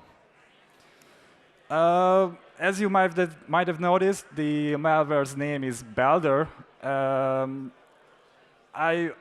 didn't really heard the name Balder before, and I thought it would be interesting to investigate what inspired the malware developer to call his creation Balder. So I obviously looked it up, and it turns out it's from Norse mythology. But not from the recent movies that contain some Norse mythology. So in those movies, Odin had 2 sons, Thor and Loki. But in reality, Odin had 4 sons. And one of them is called Balder, and that's our topic today. We already know that there's another malware family called Vidar in the wild, which was also inspired from Norse mythology. Malware developers love Norse mythology for some reason. And I'm sure you can guess it's only a matter of time before a malware called Vali comes out. So let's talk about how the malware is distributed. We first picked up on Balder when we were analyzing certain YouTube videos promoting cheat softwares and trainers for Counter-Strike Go or even for Apex Legends. These would often contain aims, wall hacks, ESPs. I'm sure you know these things. The YouTube video's description usually contains a malicious link that fetches the actual cheat software, but it is also bundled with Balder. We also saw Balder being distributed in Discord channels too. And we also found that Balder was bundled with crypto wallet applications. Balder was also sold on certain deep web forums. So this chart kind of demonstrates how the price of this simple stealer increased significantly throughout the past 4 to 5 months. The first version, as you can see, was sold for about $100. And each new version, each new iteration of the malware was cause for the distributor to raise the price. The seller and the distributor regularly promoted special discounts in order to attract more customers to buy the malware. And as you can see towards the end, Balder capped around $150 and towards the end, you'll see the sign Balder sales close down, and I will get to that later. The developer and the distributor did not exclusively gain income from the initial sales, but it turns out they were also reselling the stolen customer data that the stealer collected to further monetize the operation. So as you can see, stolen crypto wallet accounts went for $4 each. Game accounts went for half a dollar. But if you add up all of these numbers, they go up to a significant amount. We were also trying to ascertain the impact of this malicious software by drawing a heat map. And it was interesting to see that it had the most impact in Singapore, Brazil, and Russia. But we can only guess why it is like that at the moment. It's not that clear. Since the developer is also Russian, it also made us curious why Russia is even on this map. But it looks like this was not exclusively meant for outside Russia, but the distributor was trying to cast a wide net and so that it would reach as many victims as possible. By the way, if you're curious, the data behind the map comes from VirusTotal, and basically I just channeled it through Elasticsearch and Kibana to give some visual representation. Yeah, so digging through VirusTotal, we have found hundreds and thousands of victim logs, and by just simply using simple aggregations, we had the potential to highlight some key findings. For example, showing you the top 50 email accounts of stolen credentials. And obviously, it's no surprise that Gmail, Yahoo, or Hotmail were amongst the top stolen credentials.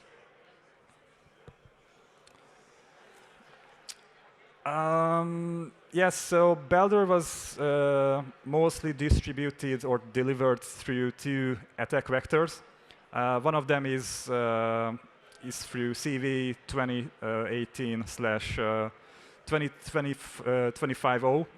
This is a vulnerability in one of the ACE archive library.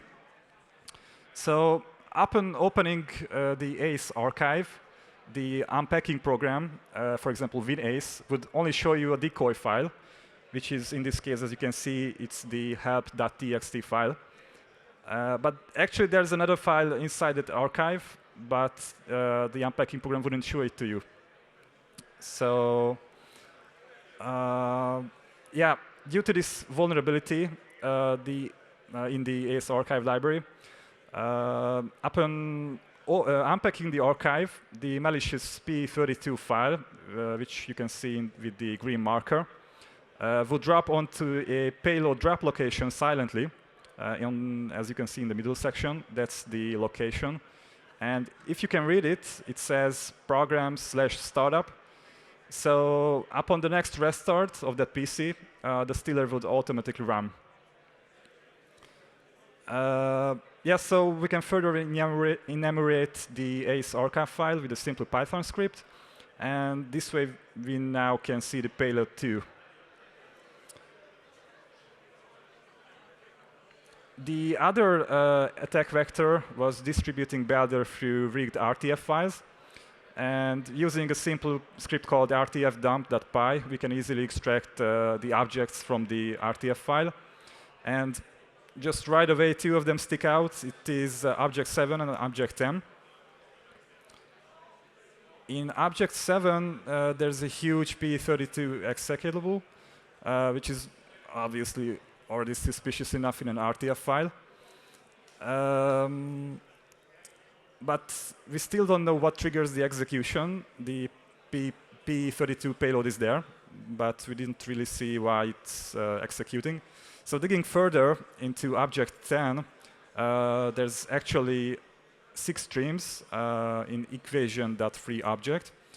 And on the right-hand side, on stream 5, we can see that there's an actual, some kind of magic going on there.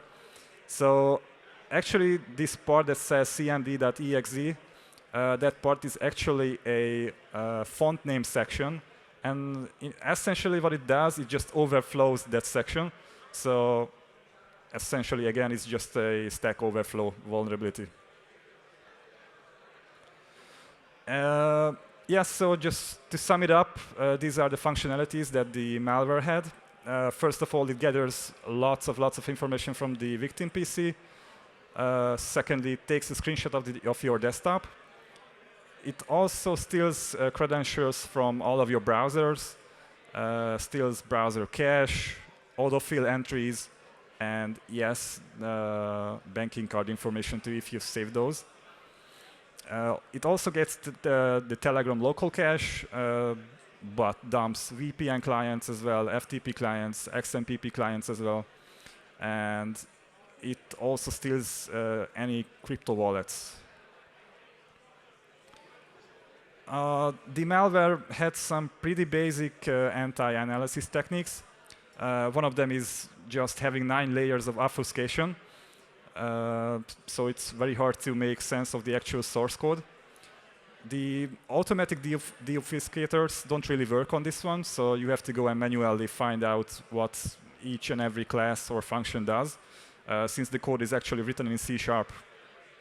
To make the analysis even harder, the developer also introduced thread-based execution, which basically enables each of the previously listed functionalities to run simultaneously. As previously stated, Balder has the capability to save a screenshot from your desktop. But while we analyzed the source code, we had spotted an interesting approach that was, I think it was trying to fool static detection rules, because the screenshot, it would get saved into screen.jpg. But the actual source code does not contain that string, rather a base64 encoded version of the string, which later gets decoded on the fly. And we think this might be an attempt to evade certain IDS or AV rules. So about information gathering, these are all the information that the malware is trying to fetch from your machine. Yes, it's quite an extensive list, and it's a very important list for fingerprinting or finding out everything about a certain victim. And yeah, I could say the developer didn't leave anything to chance. He wanted to get everything from your PC. And this is what the exfiltration phase looks like. So once the previously discussed threads are done, these are all the files that the Balder stealer would gather up. And every information would go into different files and folders. All of these would get packaged up into a file called encrypted.zip, and it would be pushed out to a C2 server. For example, just some details, the passwords.log file that you can see on the screen would contain all your browser credentials. The cookie domains.log file would contain all your cookies, and obviously FTP VPN clients would be in those folders as well. So the malware developer and distributor kept quite an open front door in terms of communication. They each had their own Telegram profile, and basically anyone could initiate a conversation with them to buy the Balder malware. It has become very common in cybercrime scene to do communication via Telegram or other means for the ease of use, and Telegram is also considered to be a secure platform for some reason. But obviously profiles could be reported, banned, or blocked, and using a little bit of social engineering, you could always get some extra information from the developer or the distributor. Balder operations were also supported by a Telegram bot, which basically enabled any potential customer to buy the malware with cryptocurrency. One interesting thing was that the crypto addresses that were used to do the purchase were generated on the fly, so there were no traces or history to them. This bot was also removed at a certain point from Telegram, leaving Balder operations unreliable. But all of these would be for nothing if it weren't for bulletproof hosting services. Usually we refer to hosting firms or companies as bulletproof when the service they provide allows their customers for considerable tolerance in terms of hosted content, and they achieve this tolerance by hosting clones of the malware on dozens of different IP addresses and switch the domain's DNS to point at different IPs frequently. We identified a few of these and named the top 3 on the right-hand side. These were myeno.ru, prohoster.biz, and ispsystem.ru. Balder version 3.0 brought some advancements in terms of encrypting the C2 traffic. However, it's still very easy to spot some sort of regularity. The C2 data contains a section for the XOR key. It also has a separator, malware version number, and some additional server settings.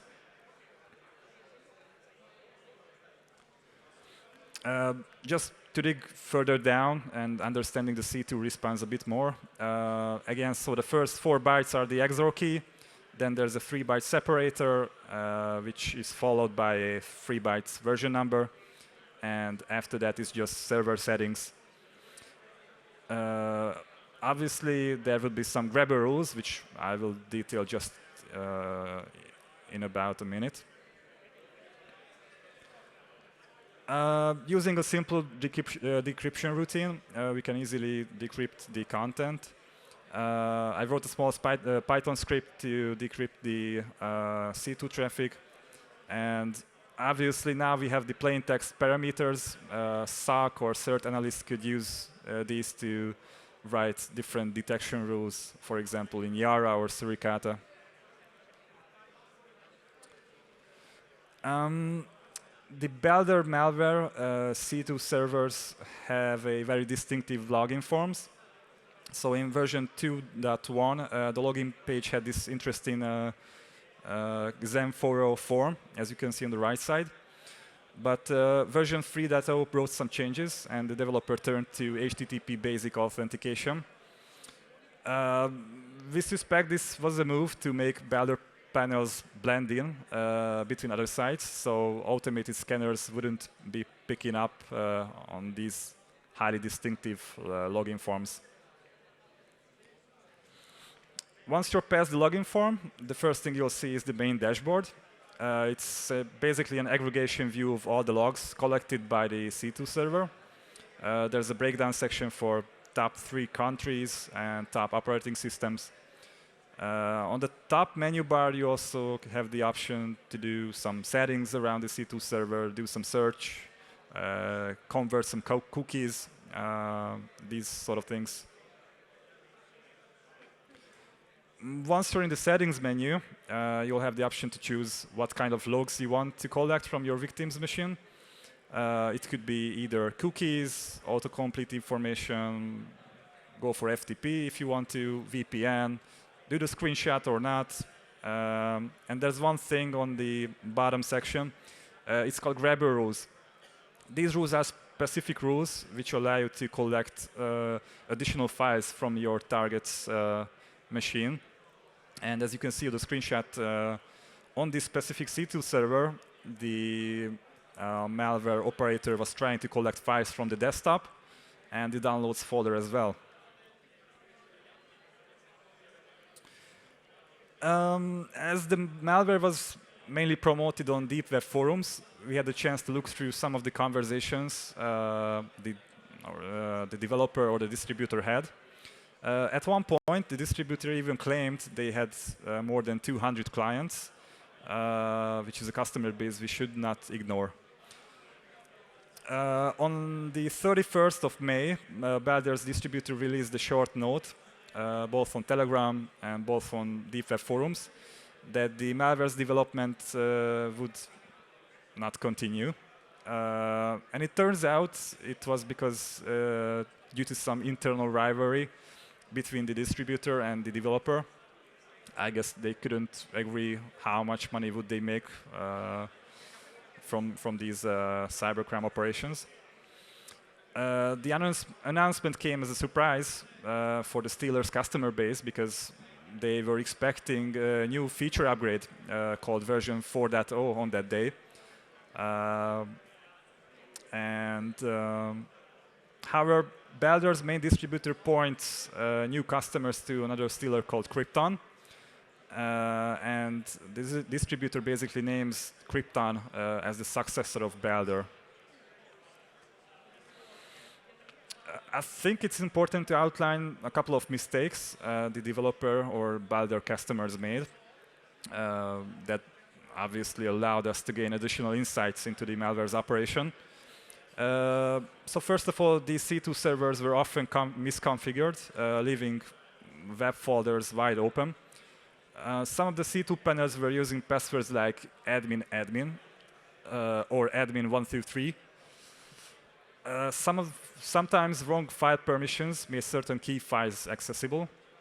Some of the C2 servers even had other protocols like FTP, MySQL, completely open and misconfigured, so those granted further access into the C2 server.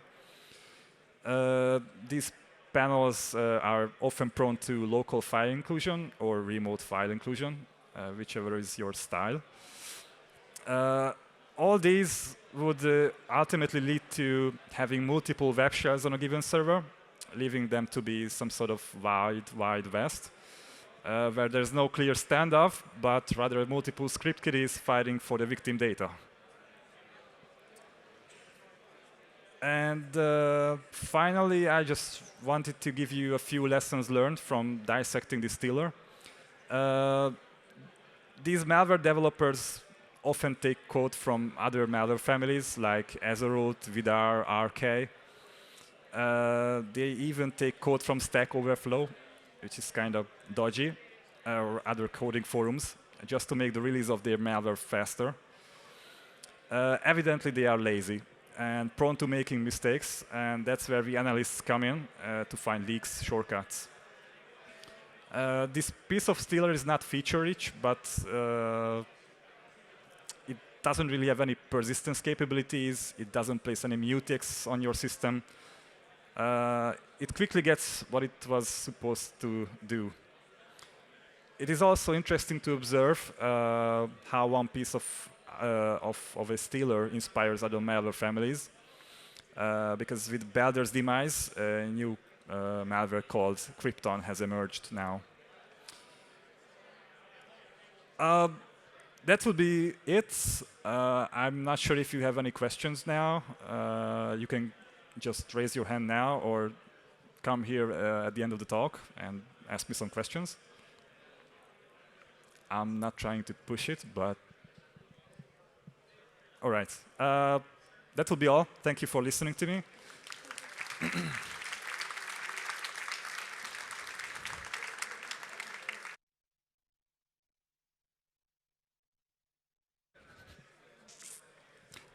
Yeah, so if you're interested, there's the full report of this malware. It's a 70-page report, details everything, every function, every feature. If you perhaps would like to check out my GitHub or Twitter accounts, I would appreciate it. I regularly post findings about new malware families and release new malware write-ups. And yeah, that's it. Thanks for being here and enjoy your SecT experience.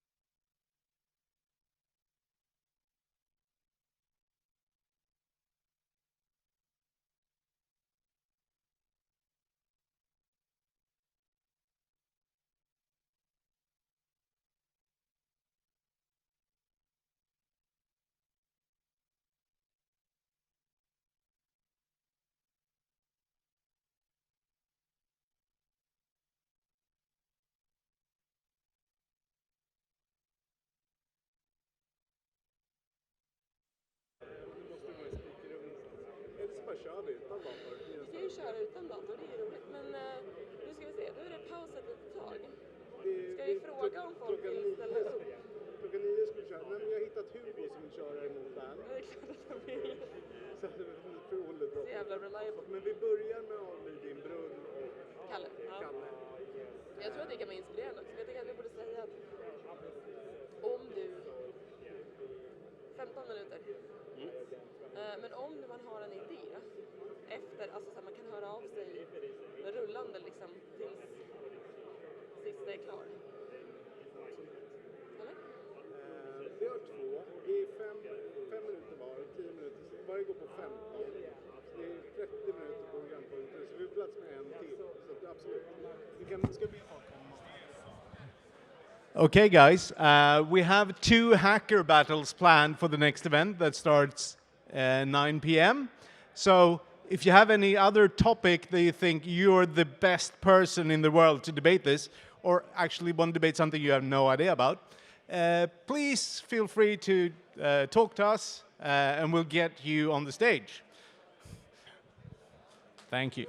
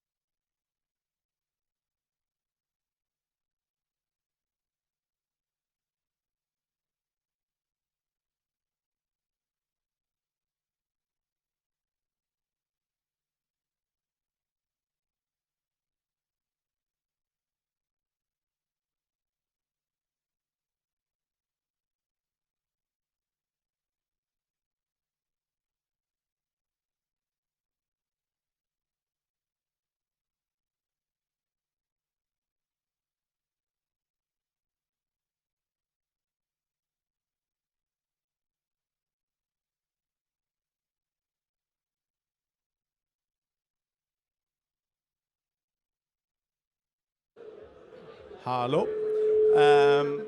Okay, guys, it's almost time for the to-be-infamous hacker battle. But before we actually can commence with this activity, I need a pseudo number generator, preferably a binary pseudo number generator. Does anyone have a coin? A coin? A quarter, or like an krona. There we go, perfect. So yeah, because this event is going to be started via this very binary pseudo number generator thingy, operated by me. I'm not totally random, I can be quite random.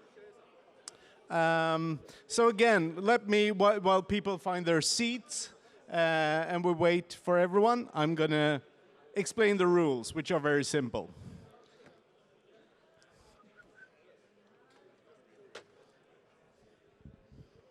Let's see if this tech presentation thing actually works.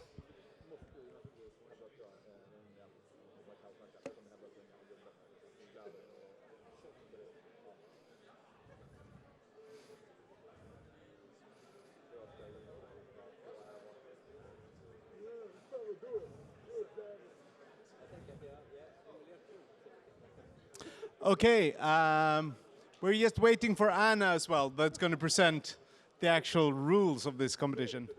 And we also need to make sure that we have some actual proper random. I would like someone from the audience to actually be acting pseudo number generator.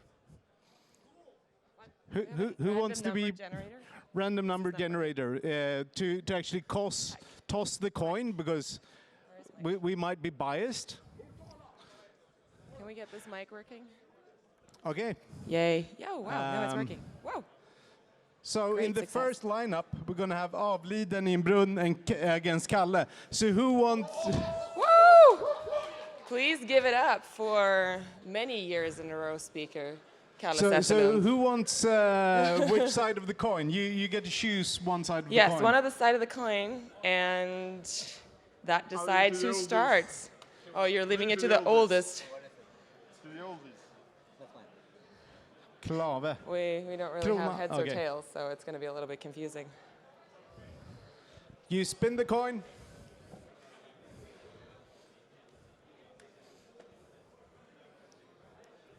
Avliden i en brunn starts. Starts. So give it a big round of applause for our first two playing. Yeah. And one mic each, and you have 5 minutes each.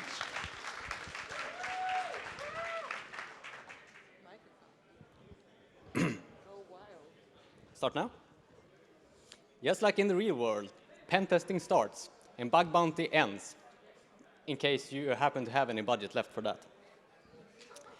Speaking of budgets, as a representative of pen testers all around, I need to be brave enough to talk about buying security. It's not really about minimizing risk or fixing security bugs. It's about filling budgets, because with big budgets, you can buy a lot of fun tools, and the funniest tool of all, which is Splunk, costs a lot of money. The second point I want to talk about is about social stigma. Maybe the most important part, actually. For over 20 years, we have been fighting the fight to make hackers, computer nerds such as ourselves, accepted in this community. And how have we done that? We have forced ourselves, looked inside of us, and forced ourselves out there to real corporations where you need to wear a collared shirt and shave. And bug bounty is a step in the wrong direction when it comes to the social stigma of computer nerds. We need pen testing because we need people to be dressed nicely so that customers will buy more shit from us, and not some old washed-up T-shirt and a beard. Now here's another difficult point. people don't buy security for security reasons. They buy security because their policies says so. And do you know how many times bug bounty is mentioned in policies?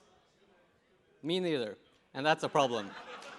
Do you know how many times pen testing is mentioned in policies? A lot of times. Trust me, I know a lot of times. And my last knockout punch is this. When you buy a pen test, you know exactly when you will get the bugs delivered to you. It will be on Friday morning so that you can fix the bugs by Monday, 6 months later.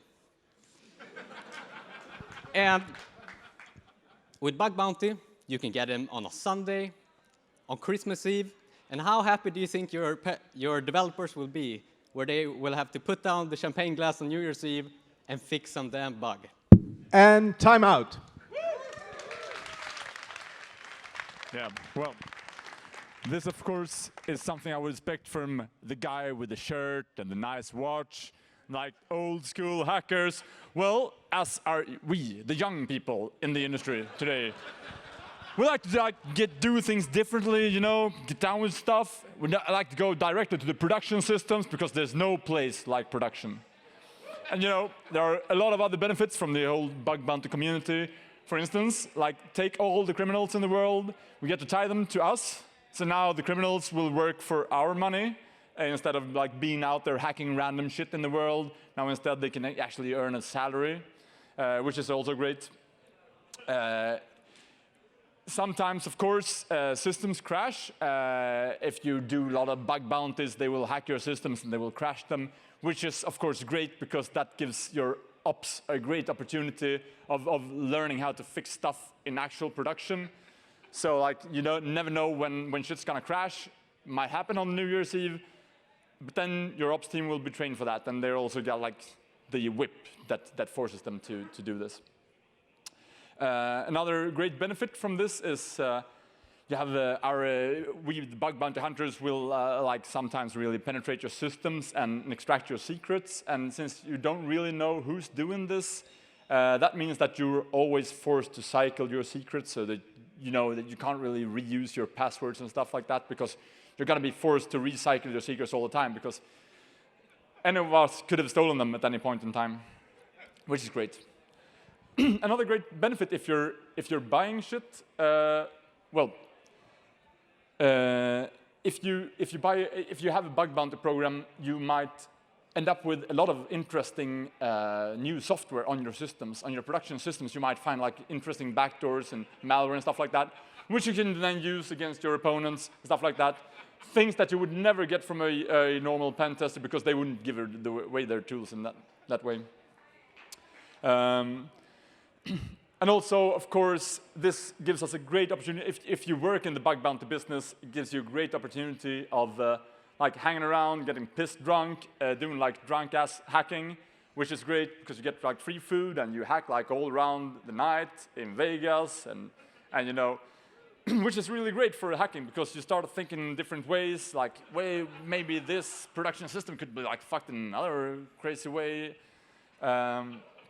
So like this entire business of doing the old school pen testing, it's just like focusing on a specific system, trying to do things organized. That doesn't tie down with reality. We do things all over the place. We hack all the systems and we can. Doesn't really matter if they belong to you or not. If you point the DNS name to a system, we'll fucking hack it. It's fucking great. You get like vulnerabilities to your competitors, to like systems that you don't even own anymore. You can find like databases of usernames and passwords that even belong to you. And sometimes, of course, if you get good money for it, you might even like decide to cash out on it, on the bugs. But preferably, well, sometimes you want to stick with the bugs to get a bigger payout later, which is good for you as a worker because you don't really want to give a bug away unless you can like pivot it into something great. But that means that you will get like a lot more cash for your time spent. So like, in the end, bug bounty is a way better way of working and also a way better thing to buy. This is my point. Okay, 1 minute repause. Repop.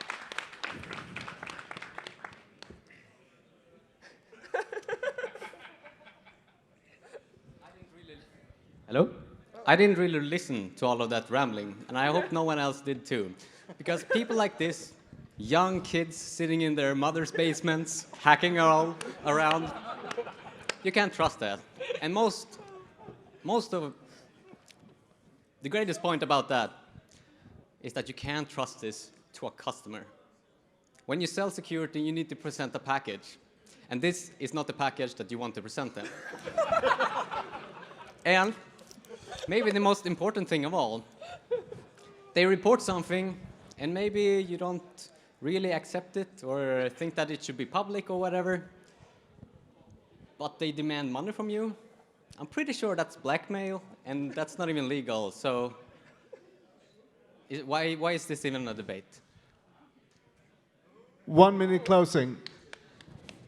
I mean, like, as a bug bounty hunter, I get to actually publish all my exploits to a specific customer, which is great for me because that means that my bug bounty colleagues can use the same methodology to hack the same customer in other similar ways, which is great for the entire bug bounty community, because they will be able to see, like, okay, so I found an SQL engine on that specific parameter, probably have some more that I didn't find, but some of my colleagues or maybe some other random people will find it, which means that, like, you get a way better coverage in that sense, instead of like doing old penetration testers, like testing skolplattformen, and you have a secret report that you don't even see, and then you don't even know whether you can find some more vulnerabilities of the same kind. Okay, closing remarks. I didn't really prepare any closing marks.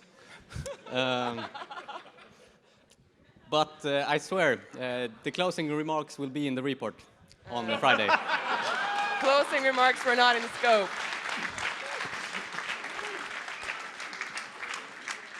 Okay, so then my closing remark will be available to you if you pay me more money. All right, so we're gonna have a vote about who won, and so we're gonna have someone count hands. That seems to be me. But where is our hand counters? I think I have. We to have one there. volunteer. We have one on Yeah. the other part. If you think that Avlid i en brunn won, raise your hands and give Pen testing. pen You're testing voting one. for pen testing. Okay, cool. What? Keep your hands up, please. I know that it's a little bit of a physical exercise, but we're getting there. Yes. Do we have a count? Yes. We have a count. We're done. Okay. Okay. Who votes for bug bounties? And who votes for bug bounties? I think we have a winner. I think we have a winner. Avlid i en brunn is the winner. Avliden i brunn. Thank you. Okay, so do we have our next round of attendees? Where's Dan Tentler? Do we Where's have him? Dan? There's Dan, and there's Dan, Jesper. and there's Jesper. So responsible disclosure versus irresponsible disclosure. The funny thing is, both of these guys are quite irresponsible. What? It's not even I true. would say this is true. Yes. Why would you let me on stage again? I don't know. This is a mistake. Run! It's gonna be fun though. Oh, unattended All right. laptop. You So, got- no, we have to flip a coin. Let's see what we can do we're about leaving this. the stage already. have- Where is the coin? Curl, I have curl no idea. hacks.lol, Who had pipe the to coin? bash. Who has the coin? We need the coin operator. Could you please Where is the coin operator? get back? We have the coin. Ah. Do we have a? Well, he's the visiting. Yeah, you're, right. You're essentially local, given Gothenburg is closer Essentially, than San because I'm Diego. at the wrong side. No, I mean the right side, people. Choice? Be happy. Is this Tails? I think so. Tails. Okay.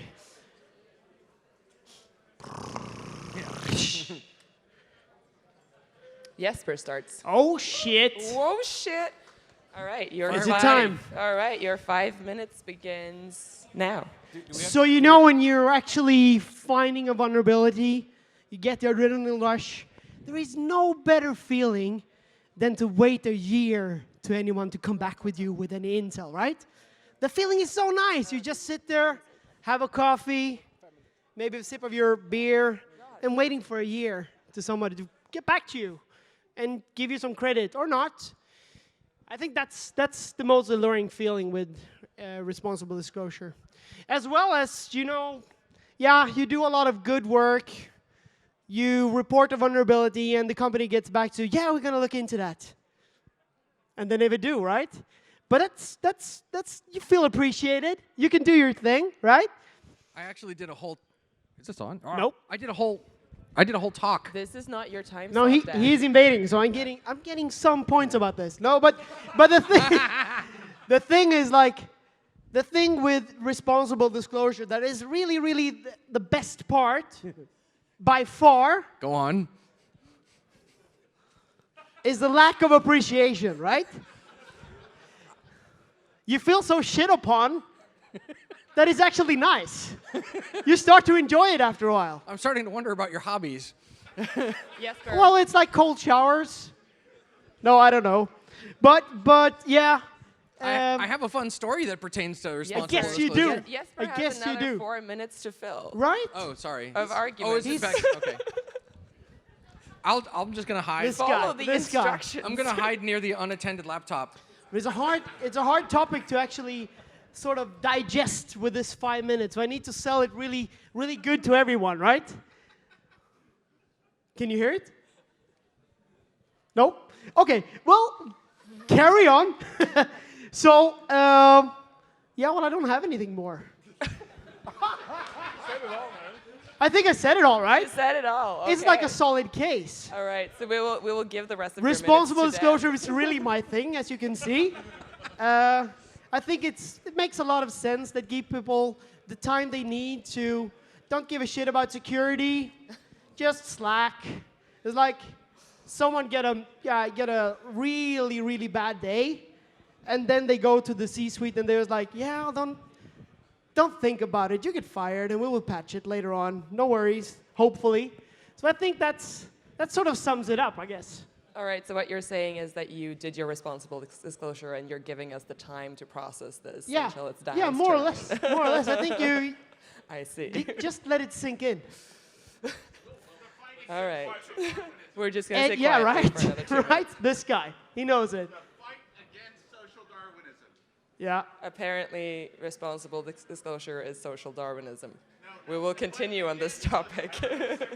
Hashtag sector. we- You heard it first. we will get back to that. We will get back to that. But in that case, I will give the rest of your minutes to your opponent. Yeah. Oh Dan, God, what are you doing? Take it away.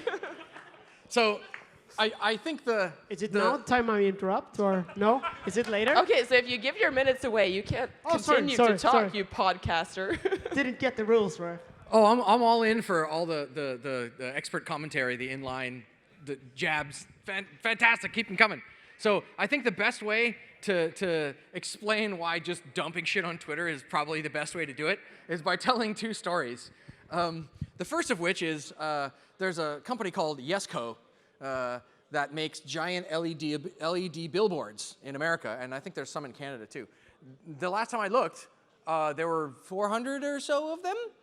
And of course, I found them on Shodan because lol, because A, exposed webcams with default credentials, and B, exposed VNC with, I've told you the name of the company, so I've already told you the password. What about the remote code execution?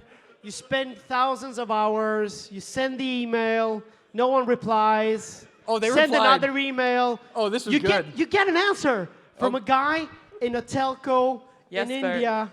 Well, Oh, you're right. You're right. We've been here before, haven't we? I don't know how you do debates in Gothenburg. I only do winning debates. More drinks for that man. I guess so, right? Yeah. Fist at each other. That's how we debate. Is it time for fight to the death? No, not really. Yeah. Okay, sorry. I was hoping it was going to be a knife fight. You know, I have a right. I have a. Okay, well, you're in Jesper, Sweden. take Sorry, the I'm gonna microphone away from your mouth.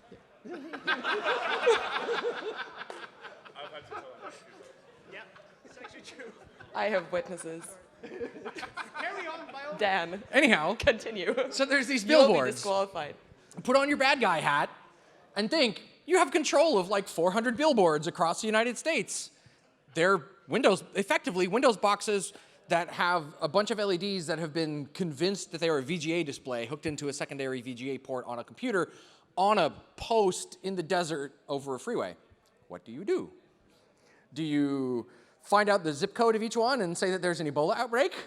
Or do you just put up the ISIS flag and watch the country eat itself? Or do you put up your friend's phone number and say if you call first 10 people to call this phone number get a free iPad? Like, use your imagination. So, you can't, okay, well, this could be a big deal. I could actually think of ways to kill people with this, because if you just say like, the Walmart at this location is going out of business, everything is free, just go and take it. You're gonna have every rotund redneck in America murdering each other in the Walmart parking lot to get like Cheez-Its and bottled water. $3 knife and a bottle of Jack Daniels to every biker who shows up. No, you're thinking too low, man. It's Walmart. It's like you get a free AK-47 and some hand grenades and that bottle of, yeah, because America, of course. But Secti has no association with whatever Dan is saying. But, no, my friends at work at Walmart, and Walmart's red team are like gonna stab me later. But that'll be another talk for next year. I'll roll into my wheelchair. I will tell Fiona on you. So you go, okay, well, this is actually scary enough to where I could potentially kill people with it, so I might want to turn it in.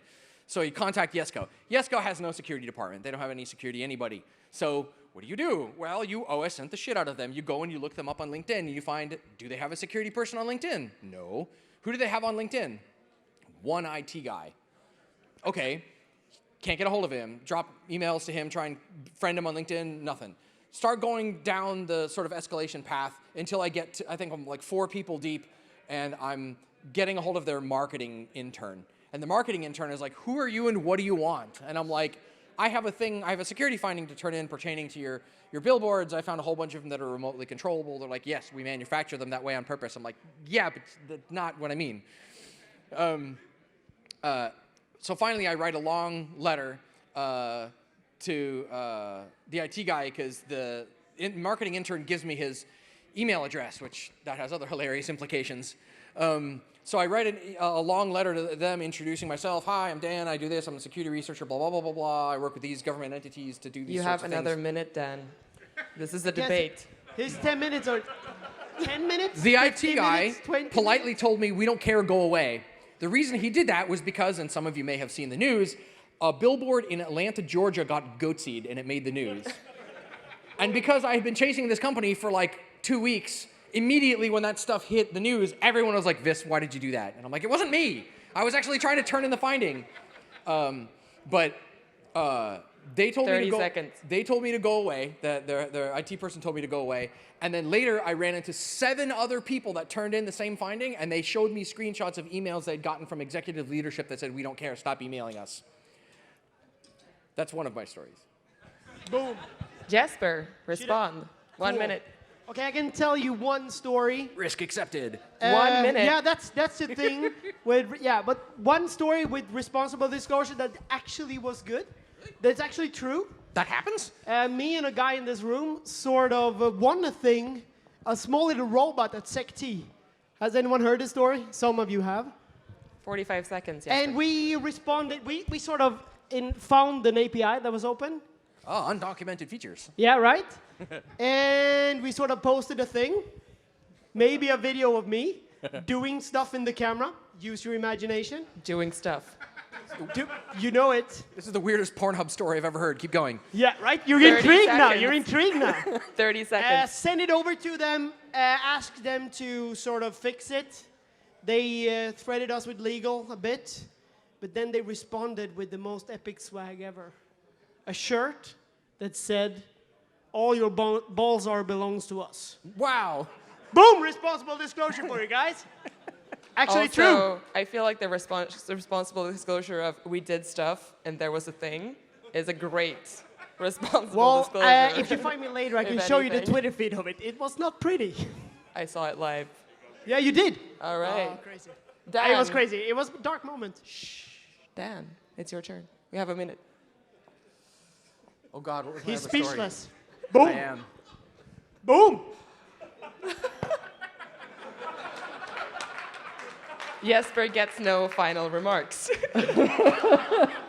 You are disqualified. Well, You're the second half of the disqualified.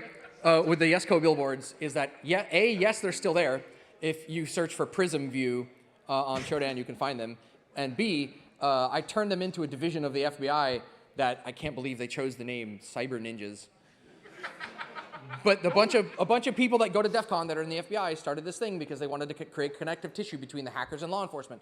And I turned it into them, and they were like, cool, we'll take care of it. And this is like 4 years later, 5 years later, they're all still there. 15 seconds. You had a minute. Nothing happened. Yeah, responsible disclosure. Yeah, return, exit 0. Like, Closing remarks, Jesper. My mic says sound of thunder. It's pretty cool though. I have none. Jesper is disqualified. Dan, again. Squirrel? Dan. hack everything, deal with it later. Boom. Again, Sekti is not responsible for anything that Dan says or does on stage. Unattended laptop. Thank you both. So do we have counters available? We do. All right. So who agrees with Jesper? Free shirts. Oh, come on, guys. Almost 3 people. Almost. How about Dan? I think we have a winner. Pretty even though. Pretty even. Head count. Hand count. No. No, it was definitely not even. Dan, congratulations on thank you very winning. much. Continue to not responsibly disclose. Again, Sekti is not responsible or Lies. Lies.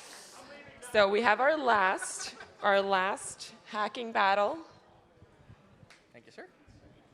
Sirs, please join me on stage. Woo! And can we get some applause for our local heroes? What do you want to choose? Okay, so they haven't really chosen sides yet. We have no idea what we're doing. Fight it out. 2 men enter, 1 man leave. What? Can I just leave right now? Is that No. Hugo, you get policy. okay? We need the coin, though. Yes. Do you just want to go You first? need a mic. Yes, but we need. Do you just want to go first? What? Do you just want to go first?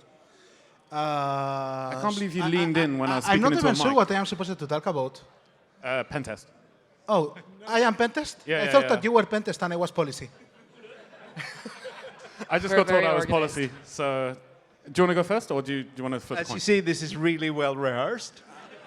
Well, if you are doing policy and I am doing Pentest, I guess you go first because everybody knows that policy. No, you're gonna but we call have it. to yeah, stay, yeah, yeah. I'm gonna stand on this That's side how now. this works. You get to choose. Which side do you want? The one that says 5. No. I can tell you, in Spain it's not this way. This one has a 5 on it, though. The one that says Sverige. I'm not sure which one is heads and which one is tails. There is no heads on that coin. There is no heads or tails. Hugo goes first. Fuck. Take it away. Ooh, free wine. Nice. Is this yours? No. Mine now. Mystery wine. Oh, shit. All right. So Take policy. it away. You have 5 minutes starting now. Okay. So I wasn't really very prepared for this. Don't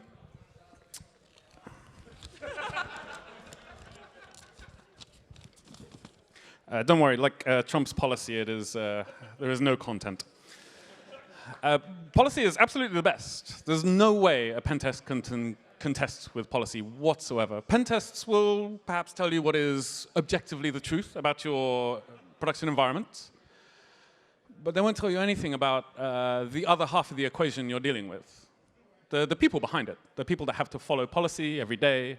People have to change their passwords every 90 days because Microsoft said so once.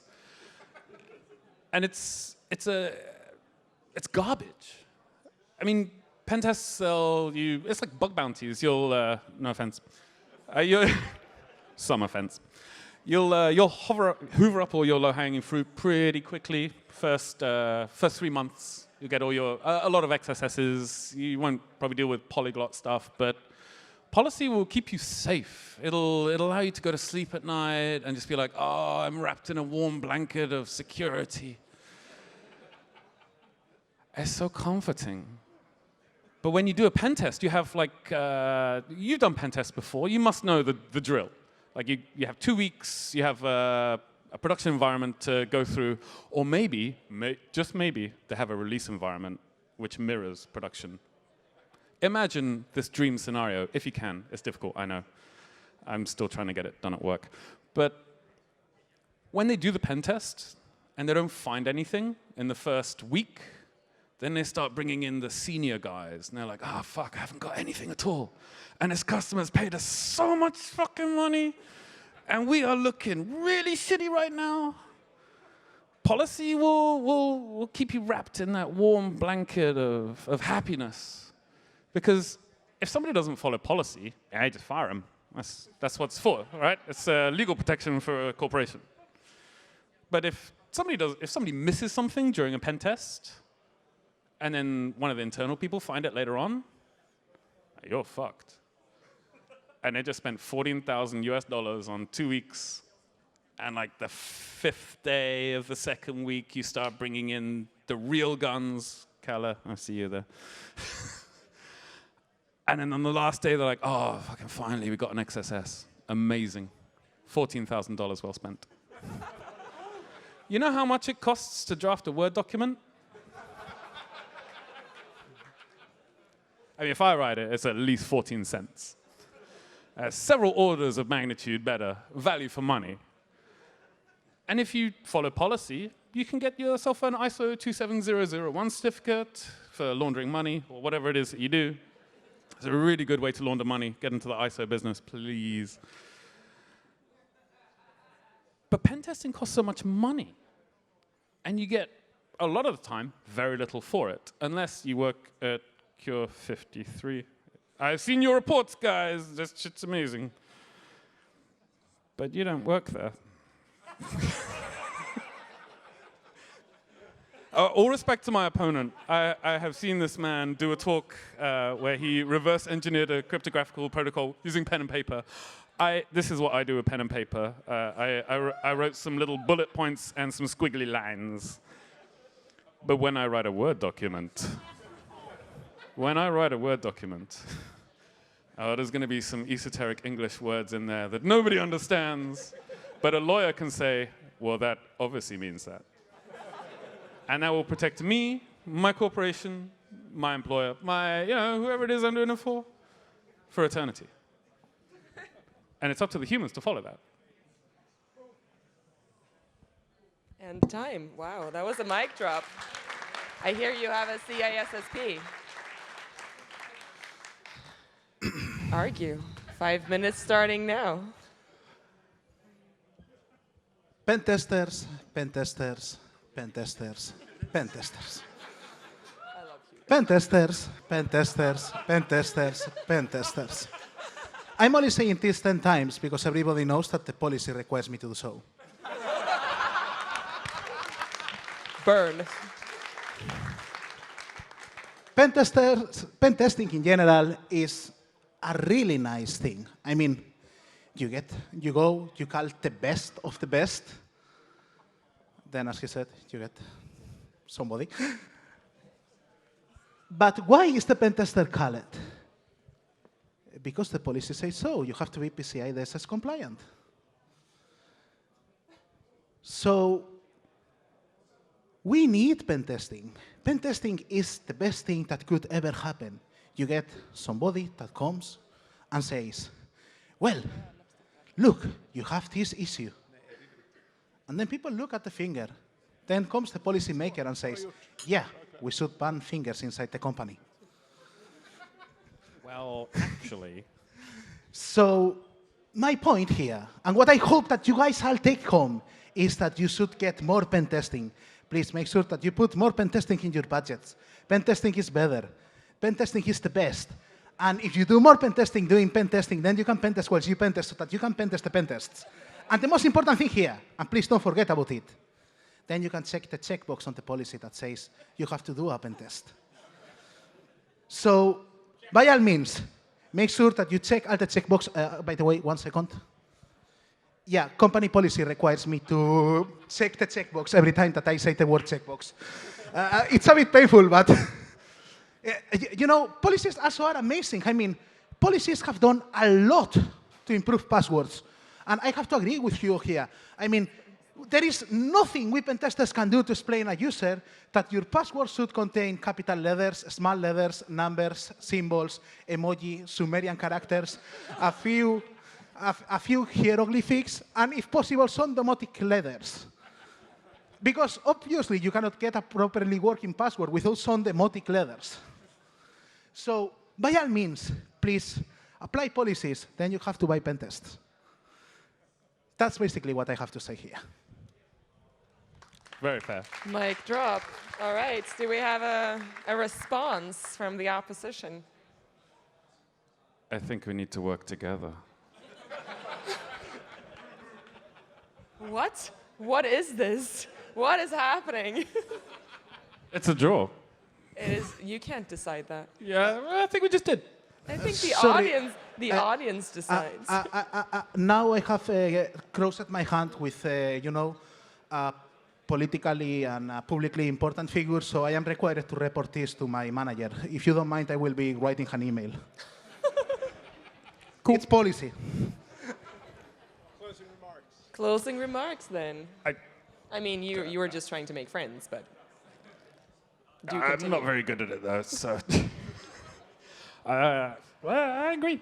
I think this battle should be a Hugo draw. is saying is that you know, pen is- testing is very useful. Policy is useful as well. I've had to write a lot of policy, and last week I just finished doing a pen test. I feel way more comfortable in Word. The closing remarks is like a sentence. Oh, sorry, I didn't know that. Policy is. Oh, that it is a it's so good. sentence. Could we just, can the audience confer amongst themselves to split the vote equally? Thank you very much. No closing remarks? Yes. Please, everybody, make sure you order a pen tester and make sure the policymaker is not at the closing meeting, because that's how it has to be done. All right, thank you both. Have a long password too, please. This was absolutely excellent, but it seems like one of you has thrown in the towel because you're trying to No, just... I think we just, you know. We're going to do a count anyway. So, who votes for Hugo? Someone's very upset about this. Klondike. Oh, wow, okay, so now we need to actually count the hands because this is too close.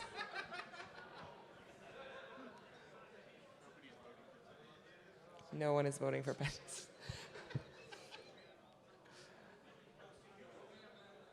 We think it goes to Hugo. I think that is wrong. I think we should share this one. I think actually Hugo did a better work than I did, so. yes. And Thomas, if you would like to join Amy, I don't know how many more things we would like to force upon all of you sitting here listening to us rambling. But I think that was most of what we had today. This is the end of the scheduled programming, but please feel free to hang around, have another drink, and enjoy the rest of the night. Yes, we're closing the doors at 11. We're closing So, the bar at 11 anyway. yeah. So yeah, hang around, have fun, and be back here if you're going to go for the conference. Chirpy at 8:30. Yay! And be responsible.